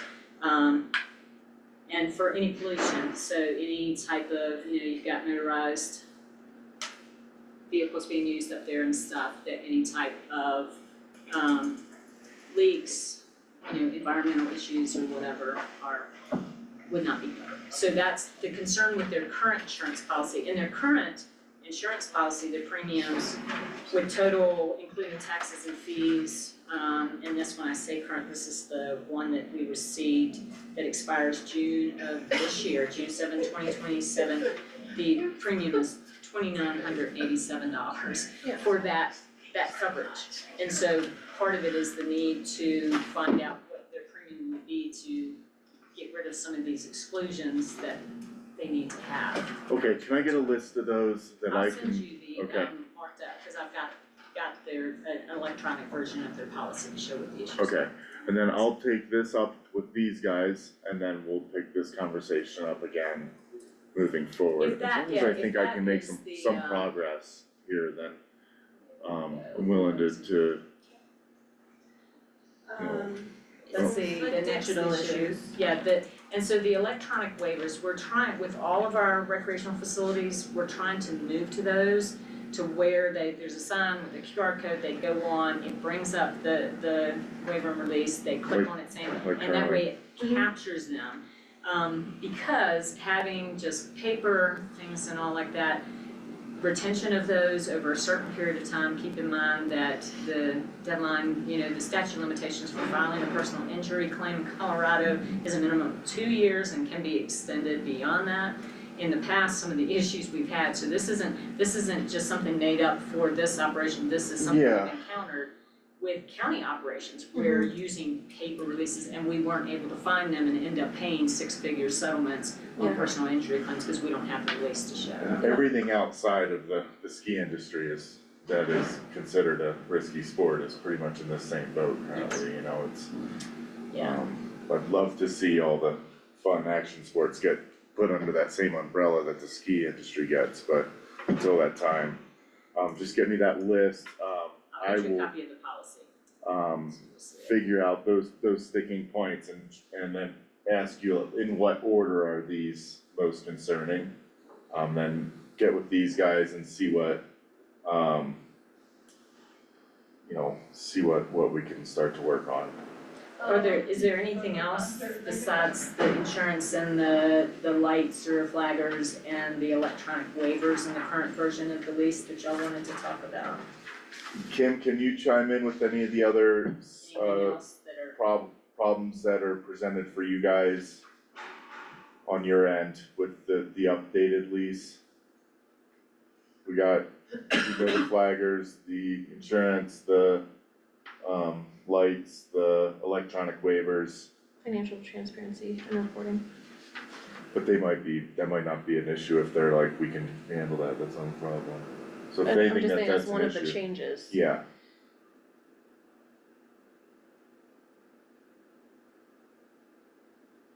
And I haven't received any comments on the last version I sent in December, so I don't know if Kim has provided those to Tim and they weren't forwarded on to me or what, so. Okay. This is just, I'd love to have an updated version with their comments so that I can help address those. Okay. We are asking them to have a position, an ex officio position on their board for the pros Oh, director. right, yeah. And then to be open, what does it say exactly? To open, More than the weekends. Yes, so it's right now. Friday afternoons, evenings, weekends, and at least one additional weekday evening per month, weather permitting. That is, Section 1, yeah.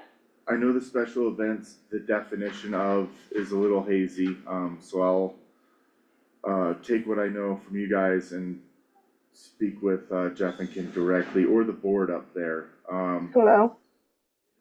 Oh, we can hear you. Oh my gosh, thank you for unmuting me. I am not good with the comments. It was hard because I'm on my phone trying to type with my thumbs as I'm listening. A few things like, first of all, this is the first that I'm hearing that our limits weren't up to the county's requirements with our insurance policy. I'll definitely work with our broker to get that up. Electronic waivers. I've sat at other facilities and watched people lie to the operator about signing an electronic waiver and go in and use the property. We like paper waivers because people come through the door, through the gate, we talk to every single person that sets foot on the property, establish a relationship with them, lay out the expectation for their behavior when they're at the facility, and we establish a relationship. And all of that is in an effort to mitigate risk for the county. I am storing all of those waivers. I have everything from 2012 forward, stored by month, by year, by month, by week, so that I can easily go back and pull a waiver if it's ever needed for any reason. And actually, well, anyway, so I do that. We don't like the idea of putting somebody on our board, especially because when we first started out, we were part of Placer and under that umbrella. And we went and we participated in all of these meetings, and every meeting was it was us listening to, do we fit the model or not? Should we even be a part of this? And that we need to go and figure it out essentially on our own.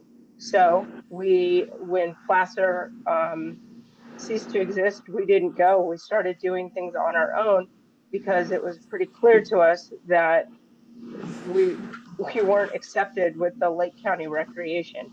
We were the anomaly. Nobody wanted anything to do with us, so we figured it out on our own. We the lights and the flaggers. I mean, the lights aren't in use anywhere in the state of Colorado. I have traveled from coast to coast going to motocross facilities, and those lights are not in use in any, like, those lights are not in use. Our facility is so small. With the flaggers, we have flags out on the property, and the riders self-flag. When somebody falls, the riders get together, they close the track down for safety, because that's the culture of the sport. The light system and having flaggers that aren't trained, that aren't riders, that are just coming up to volunteer, often it causes more problems, and it opens you up to even more risk, because if a flagger misses something, right, then they were negligent. We talk to people, we let them know what the rules are to use the facility. And the only time that we have problems are when people fail to abide by the rules. I think as far as more days open, I saw the concerns from Jeff about that. Yeah.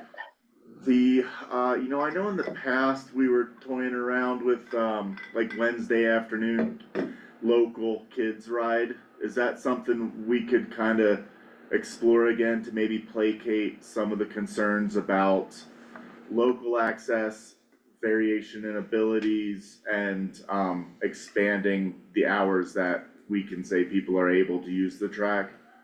Well, we can. Let me preface. We did have somebody that was supposed to be a youth outreach person. We tasked them with being a youth outreach person in Lake County specifically to get Lake County kids out there. And anytime he had a group of kids and he wanted access, we granted it. We've always granted access to people locally in the community. If they want to use it after hours, we let them go in, and we don't charge them for that use because they are locals. So when someone is allowed, if there's local folks who want to go in, are they allowed to go in when there's no one at the track, like collecting the waivers or supervising that access? We have a drop box with a waiver system just for the local people.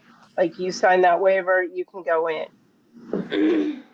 Okay. But again, they deal with, we know who it is. Okay, when that wouldn't be something that would be too hard to make small changes to, correct? Not at all. Okay. Is that something that you would like to?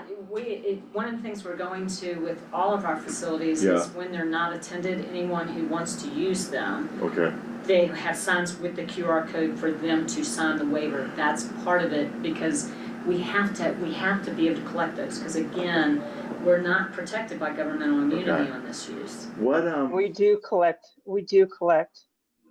But there's no way, so if you end up having somebody who gets hurt on the course, whether it be when it's open normal hours or they go in after hours or whatever, and you just have this drop box for them to do it, and all of a sudden you find out they didn't complete the waiver. Right, yeah, someone who represents the track has to be ensuring that everyone has a hard copy signed.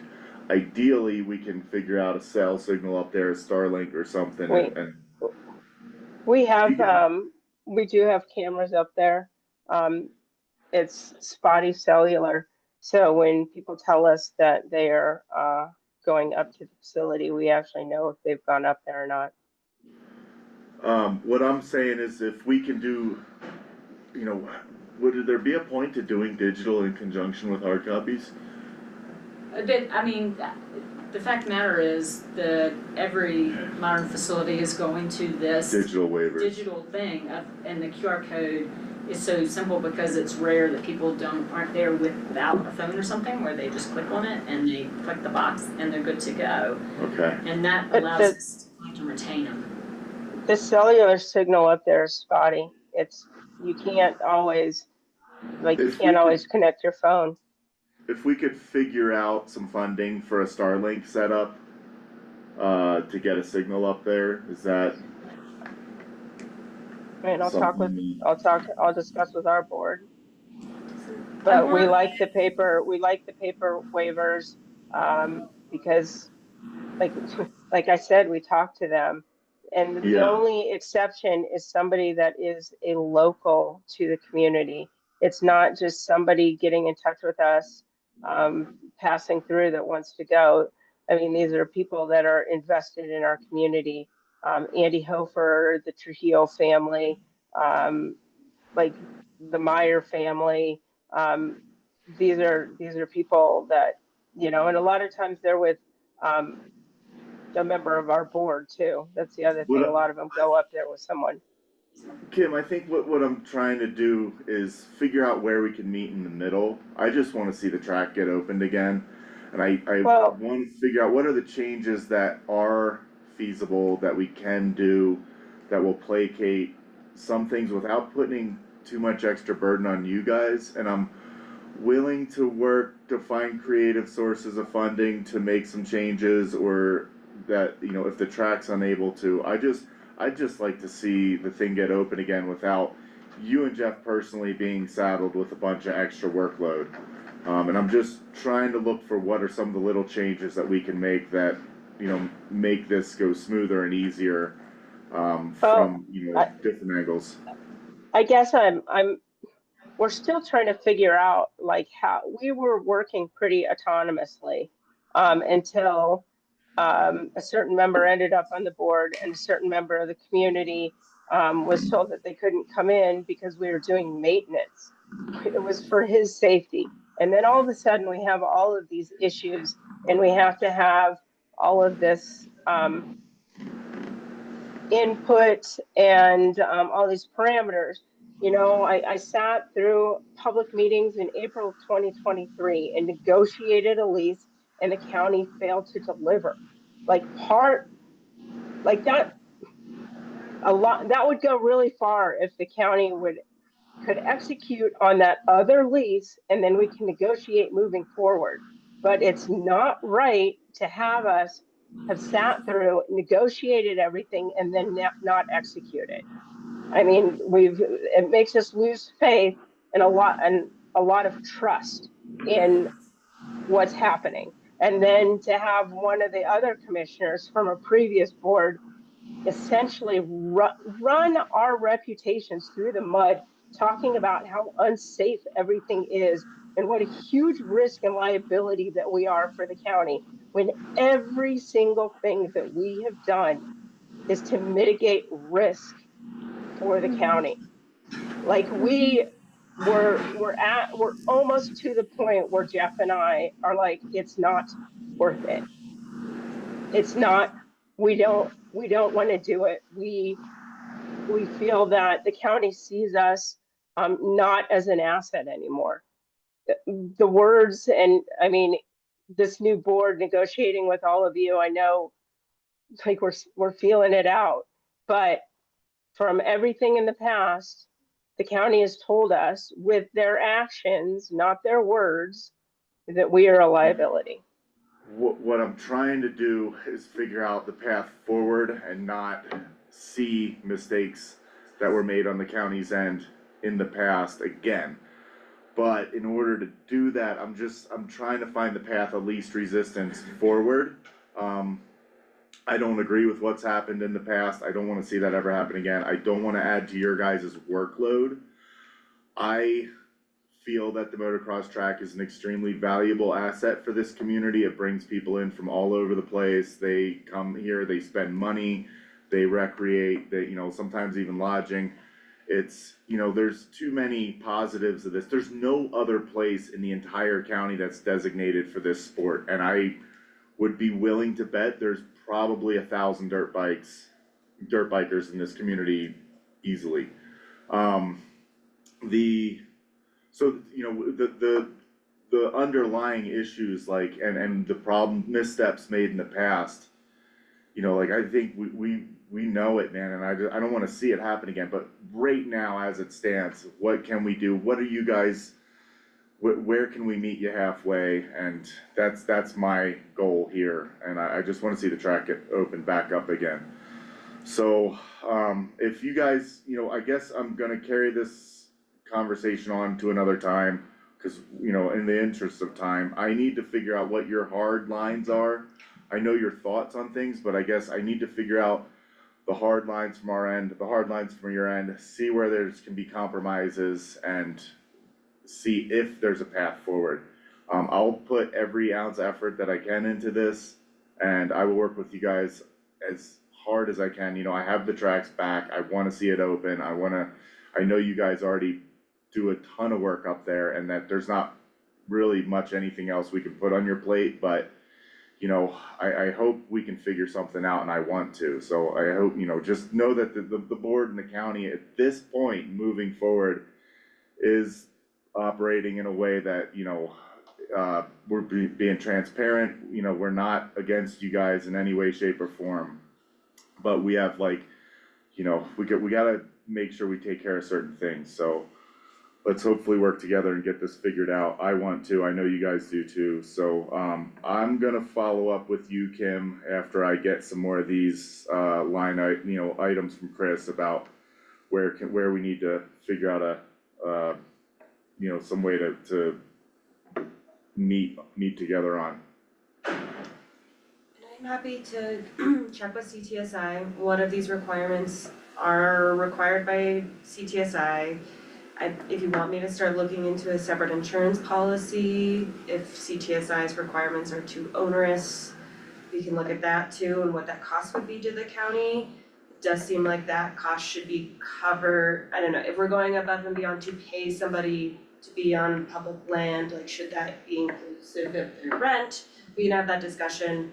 I'm also happy to just talk to the airport about their internet accessibility, if there's some way for people to connect to their, if they can have a public option since they're so close. So I'm happy to do that research as well. Okay, that's a great idea. Back. The only other thing I would say is the 2023 lease that was referenced never was prepared. Keila Marcello, when she was the commissioner, was working with Ms. Kanu on that, and no work product was ever forwarded on that, so that's why we didn't have a 2023 lease to work from. And so the one that you have is the reiteration of that, if you will. It would have been what would have been presented, if you will, if that had been brought to the county attorney's office to say you need to do the lease. But this lease is completely different than than what I've already negotiated. That's where my frustration is. I'm happy to negotiate for a future lease, but I've already negotiated for a lease that I should have right now. And that's what I'm asking, is the county to go back and do their due diligence and put that lease in writing, like we sat and we discussed, and the Board of County Commissioners all voted on all of these things to do. And then we can negotiate for when that lease expires, because it was a 4-year lease. Right, so The we're 2 problem years with this into it. is that I can't go back and tell Kayla to keep that lease, put it somewhere where we can find it. What I have discovering on our end is we can't, that lease doesn't exist anywhere in this building. We don't know what happened to it. I can't answer for Kayla. And all I can do is assure you that we won't do the same mistakes that they did. So that anything we do moving forward, we're not gonna, like, I'm trying, like, I wanna see this track open, and I'm not gonna jerk you guys around or waste your time, or have you put a bunch of effort into something, but I can't fix what happened before us. And I wish I could, and I wish, that wasn't, something that wasted a whole boatload of your guys' time, but right now, all I have to work with is what we can come up with between us now moving forward. I can't imagine how frustrating this must be, Kim. Especially with all your work and all of the ways in which you've been treated by the county and the community. It's total bullshit, and I'm deeply sorry for the place that you've gotten to at no fault of your own. And I really wanna see the motocross track opened up again too. So I really appreciate you even being here today and working with Andy and being patient with us. I know that we're a new board, but we still represent the county, and we can't, I just respect that that's frustrating, cause we're still the same entity, even though we're different people, and you haven't been treated well by this entity. So I'm really sorry. I appreciate that so much, Commissioner Tharp, and I appreciate the support that I'm feeling from this board already. I just, we have some trust issues, that's all, and I understand that we cannot project those trust issues on a brand new board, but there's a lot of hesitancy, and we just want the track open, honestly, for all the kids in this community that really they got screwed at the end of the year, and we want it back for them. We want it back. It's for all those kids. So Yeah, we do too.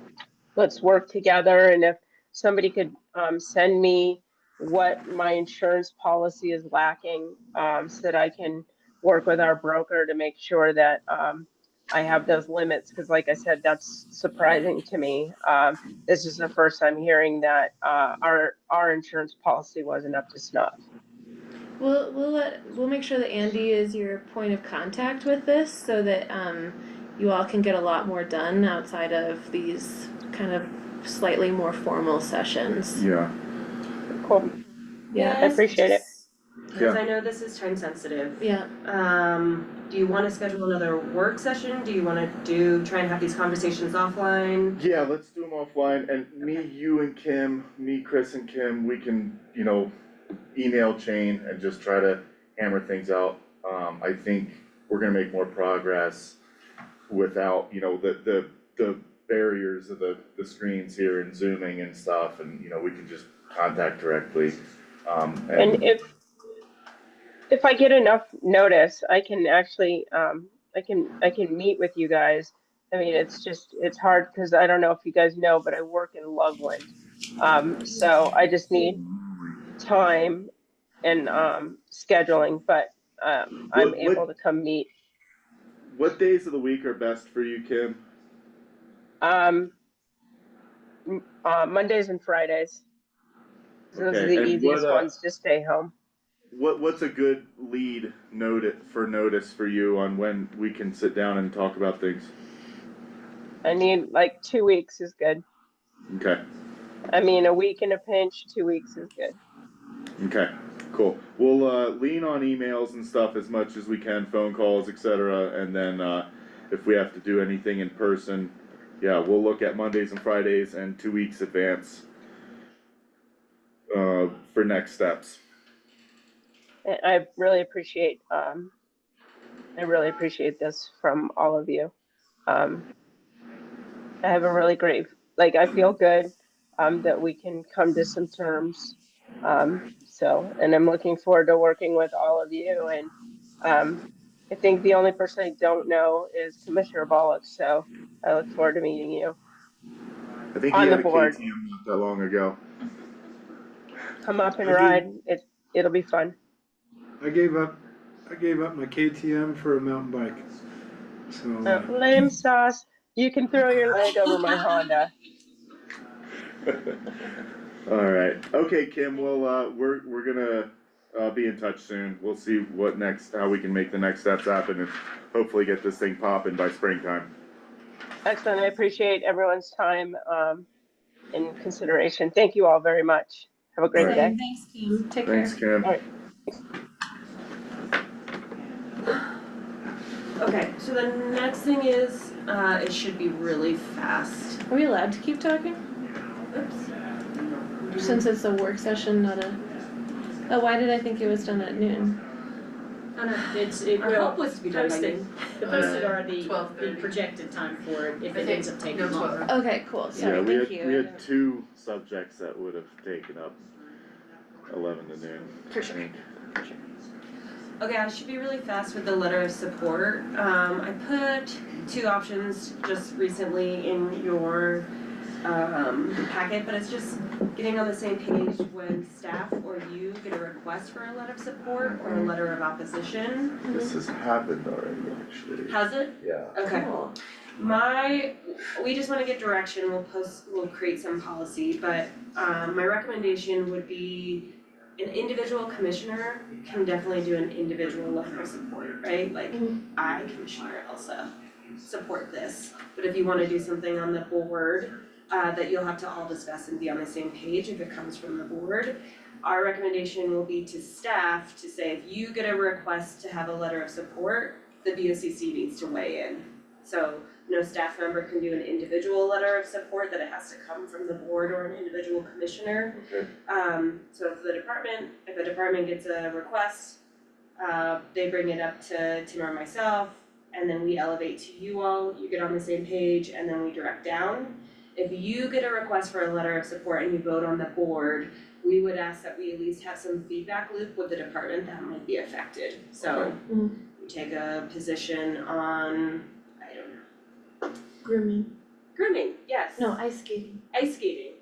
We at least have a conversation with the pros department of Yeah. like, hey, we wanna do this is our letter, just like check in. And yeah, so. What just about wanna something different like the tourism panel or like P and Z? Those, they can make suggestions or like they do take stands, Mhm. but they all get so they can like have their own stance, even if it's not the board's stance, but they take as not separate entities, but kind of their own entities. Yeah. They can do their own stances.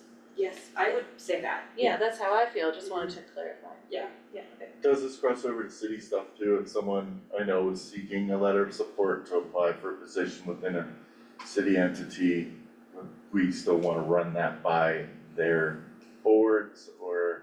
You mean like a letter of recommendation? I think Or- it was word, I just didn't do anything, cause I'm like, I don't know anything about this yet, like, Yeah. so, I'll cross that bridge when I get there, luckily the bridge is not in the horizon quite yet, but as it comes up, like, If the request is Commissioner Lee, will you send me a letter of support or a letter of recommendation, go forth. Okay. But if they're asking for the board, and I just think, just make it very clear when you're signing, that you are signing as a commissioner, not as the board of Right. county commissioners, or as Lake County type of thing. Right. So, does that feel good to everyone? Sure. Okay, we will type something up, put it in a resolution, and there you go. Okay. Oh, painless, okay. Sandra. Sandra. I'm so glad you said the G word. And the grooming, she said. Really? Oh. I wanna see it at least once a week in this room. Grooming, I feel so bad that you got stuck with that and so late into the season. Like, I wish we got elected in the I'd fall. like to talk about what's going on with the golf course, which is apparently, Yeah, when are we gonna talk? That is, I did see that coming up real soon here, A right? lot of comments given at the little bit, I've the s- state of the state. Oh, at the State of Lop the it, I is just it wanna- Lope it? I should warn you I've gone guys all this this time. time. They said Didn't yes, say what you meant. but What somebody did you asked say? that question I at should community warn you conference that Bill morning, is gonna whether it's get Lopit or us. Lop it, and they You know Bill? said Yeah, I yes. know. So Sweet, I'm Many free. times. there you go. What'd you say, Chris? I'm sorry. in terms of pronunciation, if it's Lopit or Lop it, Oh. and they said yes. So whatever you wanna use. Are you indecisive? Yes and no. I should warn you, are we being recorded right now? Yes. Yes. Okay. cool. Okay, good work. Do you have your calendars up? Yes. Alright. Calendar. Oh gosh, I am so grateful that we do this once a week. This like saved my marriage. It's tough balancing that. I got, It is. Hey, it's March, we're looking at March, are we looking at tomorrow? I'm gone tomorrow, y'all. we already Where you went through this going? week. I got my state championships for Nordic. Oh, you gotta go out to Crescent View? Congratulations. That is Good work. No, it's Steamboat, it's the high Oh, school. it's Steamboat this time. And the girls' team has a really good chance of winning the state championships. Really? Mhm. That's exciting. They qualified 17 kids this year, much to the chagrin of the budget, the school budget, because they all had to get hotel rooms. That's a lot. Especially at Steamboat. Yeah. Okay, Monday the 3rd, Oh gosh, wait, no, hold please. Okay. Okay. Ready, yep. ready? Okay. Nothing during the day, the Leadville, Leadville County Regional Housing Authority regular meeting is from 5:30 to 7:30. Mm-hmm, This is the one you have to attend. mm-hmm, This one Not we have to, oh. not you. This is the one that got rescheduled from Matt and I- Wednesday. Matt and I have to go. And we Sorry, should, you and are Yes. we're trying to reach out and make sure that those candidates all need to attend. I guess I should Mhm. talk to Jackie about that. We've got some very diverse candidates. We really do. And the Housing Coalition monthly meeting is also happening from 6 to 8. Tuesday the 4th, you have your regular meeting from 11 to 2. Are you gonna be gone for this as well? No, I'm back next week, You're back, okay, and then the following week I'm at national championships. right, okay. I should be done until I go to Italy for the summer. Okay. Lucky you. Just kidding. I just need you for a few weeks in June, so. Childcare Coalition monthly meeting is from 5:30 to 7, and regular city council meeting is from 6 to 8. I have a request from the city that we,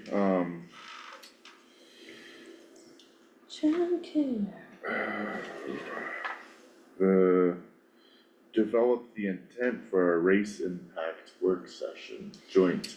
Yeah, I was gonna bring this up. Yes, so I think they had suggested the 18th, didn't they? I have 325.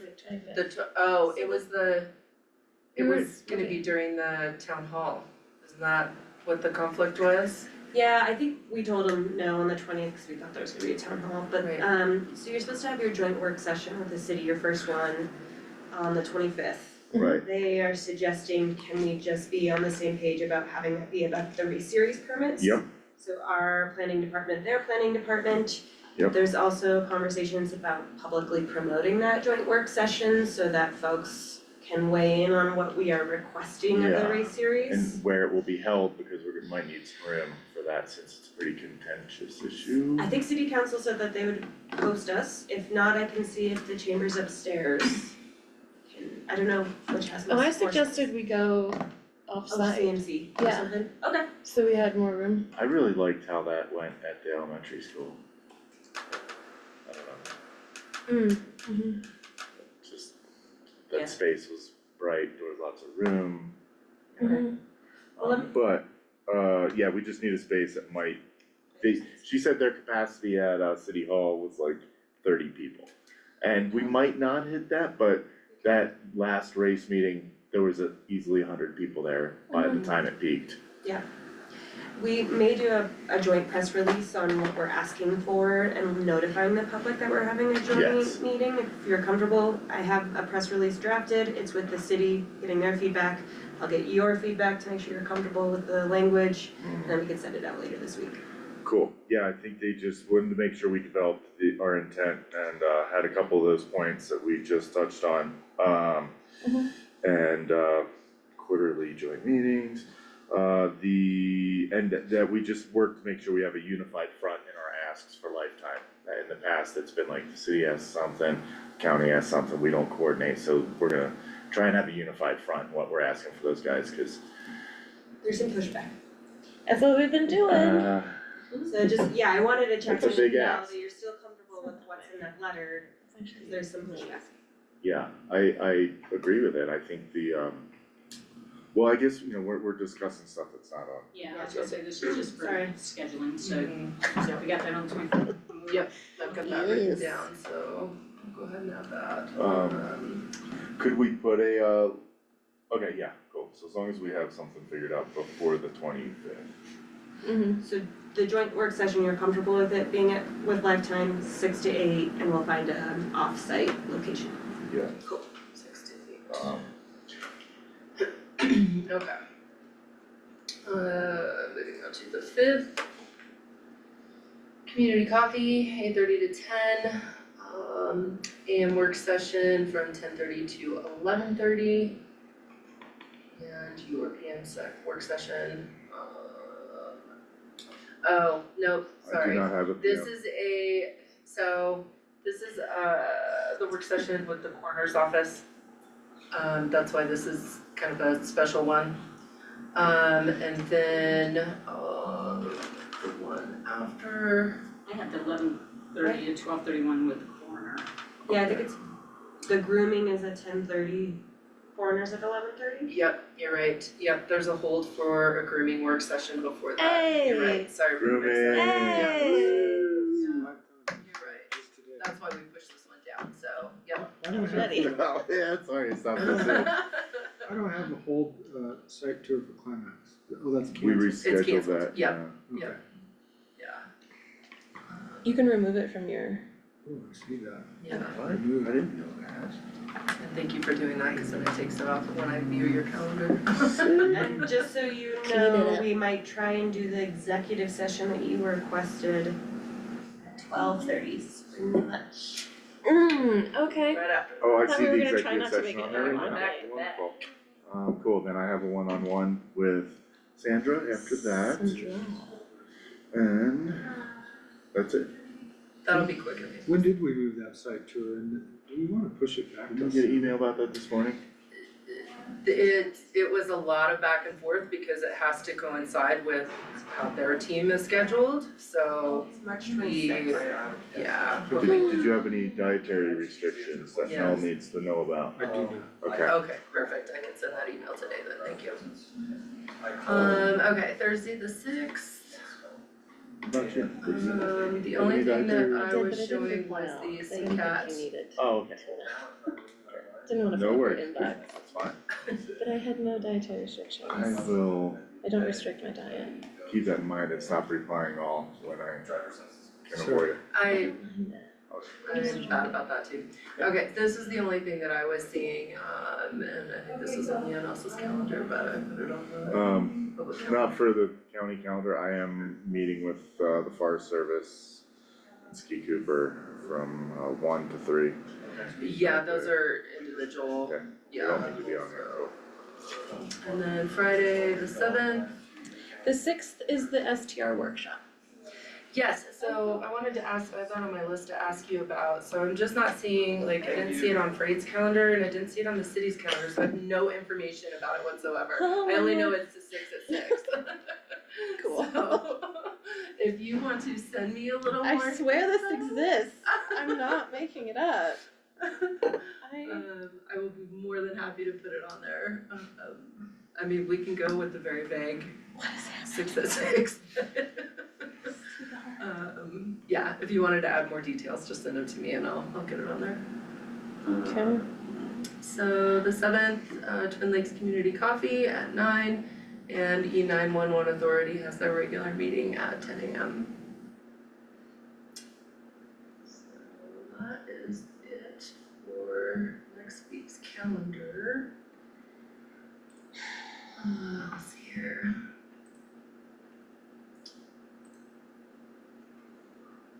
Next week's regular meeting agenda. Found it. Find it? I'm forwarding it to you. Thank you.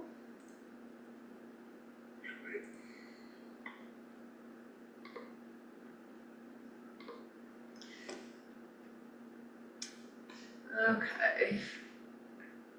We are going to move calendar and work session agenda review to the beginning of the agenda from now on, if you guys are okay with that. Yeah, that's it, I Sorry, like that was that. not. Jeez, Lauren. And then, we are gonna start doing a communications check-in and review with Sammy.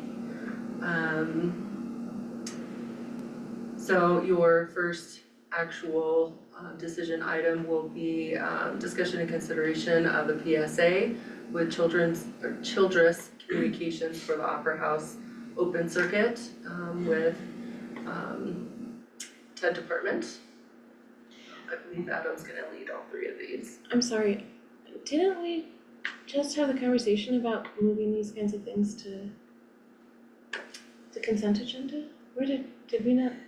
So we discussed it We in work session, Oh, okay. right? Yeah. But we have to vote We on haven't it? passed anything yet, yeah.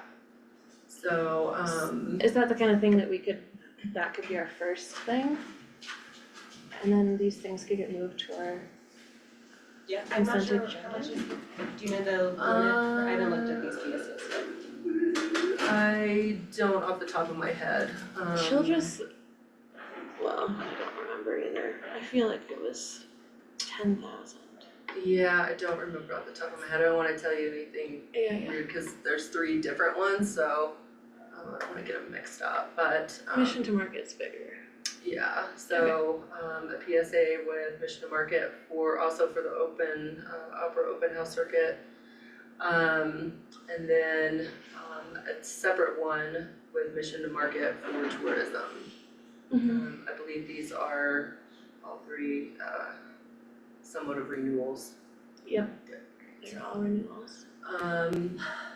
Then our one's a grant-a-thon. Discussion and consideration of a grant from the Electronic Recording Technology Board for the county clerk's electronic filing system, led by Tracy. Discussion and consideration of a grant with the Colorado Energy Office providing funding for a sustainability manager position, led by Tim. Discussion and consideration of a grant for the preliminary design of the Lake County Public Works Facility, led by Lauren. Discussion and consideration of a grant with the Colorado Department of Public Health and Environment to support interpretation training for Lake County Department of Human Services staff, led by Lauren. Discussion and consideration of a grant with Gary Community Ventures to support Lake County DHS's economic security team. Also led by Lauren. Discussion and consideration of grants to support Rocky's Rock in 2025. These are all the grants that we said, yes, move forward with, and I think I sent you all an email of kind of other ones that we said take a pause on. This will be led by Tim. Discussion and consideration of the Lake County agenda item for the quarterly joint work session with the city of Leadville.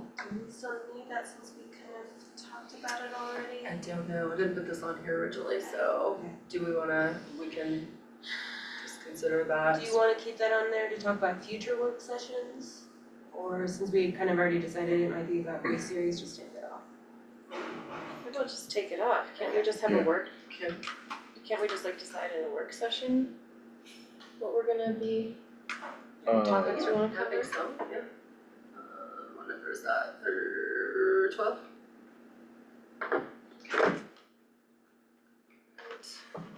Discussion and consideration of 2025 legislation impacting Lake County, led by Lauren.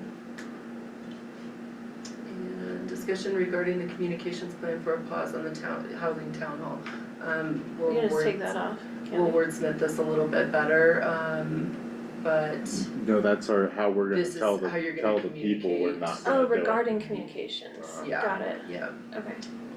And then on the consent agenda, I think we did kind of add a couple of things to this that were pretty general. So approval of the annual renewal of Microsoft licensing subscriptions, including Teams, Exchange, Defender, Office 365, and Intra. This is a budgeted expense. Approval of purchase order 25-01, a purchase order with Legacy Electrical Contractors LLC for electrical repairs at Mountain View Lot 35 for human services. And then payroll approval, approval of accounts payable packets, February 10th to February 16th and February 17th to February 23rd. And the only regular minutes that I have had ready recently are the ones from February 4th. Is consent agenda item number 2 in regards to a check that was needed a signature on Friday? Yes, I think it was a rushed thing. I was out, so. Involved family? Yeah. That's stuff that goes through the finance department as far as another set of eyes on that, right? Yes, Okay. yeah. Mhm. It was already signed, it's just on here for Yeah. your, Ratification of it, Yes. and the PO was drafted by the county attorney, so. Can we put, so, I'm sorry, just wanna make sure, we're gonna put it on one of our items that we're going to approve consent agenda. I am done. The I am now delegation, fuzzy, like, yes. do you wanna add that? We're working, I don't know. is that coming forward as a resolution, based on the feedback we That got? would need, I was gonna say, it would need to be a resolution to authorize the county manager to sign certain. Do we have enough time to, it's kinda quick to draft that for next week, do you wanna We don't have Maybe to, I just do it wanted for to the make sure we 18th? don't, Yeah. yes. get it in the works for the Yeah. 18th? Okay. No, we'll make sure that it's on. Okay, thank you. The 18th is fine, no rush.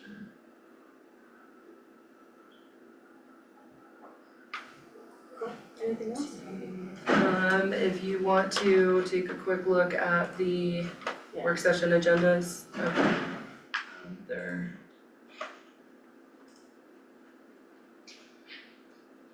Work session.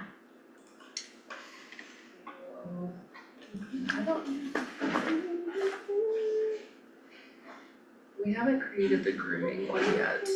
Last I heard from, last I heard from Tim was to put a hold on it. Okay. But I think everybody that was invited has agreed to agree. Okay. So, yeah, we'll just have to create one for that, yeah.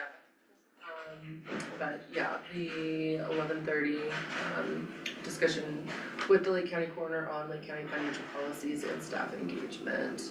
Is an hour gonna be enough to talk about grooming? I don't think so. And we need an hour to talk about their. No, we can't take an hour to talk about the coroner and the, It's a conflict. we're doing conflict resolution on that work Okay. session. That takes an hour? No. I agree we I have don't more think time we for have grooming. Yeah.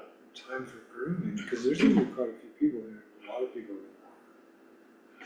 Give Is their there any 2 cents. conflicts if we make that longer? I'm happy to. I support grooming conversations 100%. Yes, same. Right. I mean, at the end of the day, your meeting. Yeah, we Right. can do what we want. We go longer and. Yeah. We've absolutely. already, I guess we've already established that.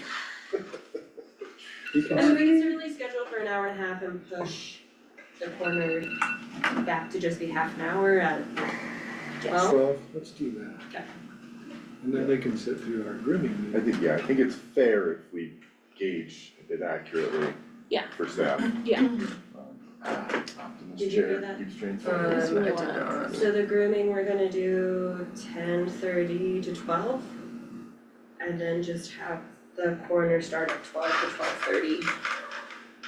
And then 12:30 to 1 for the special meeting. Okay. It was requested that he had an hour That the coroner had it at? by Tim in finance. Okay. So, Okay, well, We can have We an hour. can- I'm here for that, go team. We have 30 to Well, 12 to 1? Can we push everything earlier in the day though, so we're not working through lunch, The main thing is that, Community cafe. no, Oh, the was it Forest that day? Service. Yeah, Oh, okay, mhm, never mind. there's that one, so What if Wait, it's unfortunately, next? those that's are for kinda, Thursday? all that's kinda stacked. That is on Wednesday, I don't have the for fo- Elsa. So the Forest Oh, Service requested one-on-one meetings with each of you. Oh, Yes. So okay. it's just with you, Yeah, and Okay. they have a separate meeting just with you, and a separate Yes. meeting just with Okay. you. and that will be in this room too, so we Is that do, with Pat or his, okay, yeah, so we do kinda have to be mindful of yeah, time or whatever, getting to know all those guys but very well at this point. I will, let's chat Yeah, figure it with Tim and Candace and see out. So, yeah, how we can just push it a little bit, you know what I mean, like. We might just We did need a already break. put, I was gonna say, we did already push Alex like an extra 30 minutes to squeeze this one in, so I don't, Yeah, we'll just see if maybe he can meet in the afternoon. yeah. Okay. In the Well, we're gonna interest of just giving use the him break. his allotted amount of time, so that Yeah, well, if he wants A, to do we'll a see half if we hour, can, yeah, I was gonna say, A, we'll see if we can shorten it a little bit, if we can't, then we'll see if we can maybe move it down just a little bit and at least, you if know, we maybe move an it, hour and a half for grooming. and if we move it down a little bit, then we can run over on grooming without any issues. Right, Might be another and then we'll just consideration. have to, there would be time to move that, exec session if that goes through too, if we need to move that. If we need to move both of those down a little bit, there's time to do that, so. Okay. We'll just have I would to, love a half hour break in there. Please. To go outside, see what is happening in the world, make sure the sun is still there. It's been very nice. Go to the bathroom, get some food. Dance in the snow, we'll get in the storm. Wanna dance in the snow? It's March. Could be High pressure, man, Okay, alright. no snow for a while. You know, it's funny though, cause I think the actual snowpack isn't as bad as how the lack of snow is felt. Yeah. Mm-hmm, I've got a ton of power turns this season. Every February I feel this way though. Yeah. Every February I'm like, oh, we must be screwed. And then I look at the snowpack and I'm like, oh my god, we're at like 120%. Yeah, one of the other added area track operators was like, oh, I was just up in Leadville riding my snow bike, and I'm like, oh I don't man, think so. that snow, We're they're like, good? yeah, I fell off the bike and buried up to like my, I think so. I'm like, You guys wanna close it out? yes, Yeah, sorry. swoop. It is 12:53 PM, we are going to end this work session of Lake County Board of County Commissioners. Thank you, Chair. You're welcome, you Commissioner all. Elsa. Thank you, Matt. Grooming, Thank you, Matt. Sarah.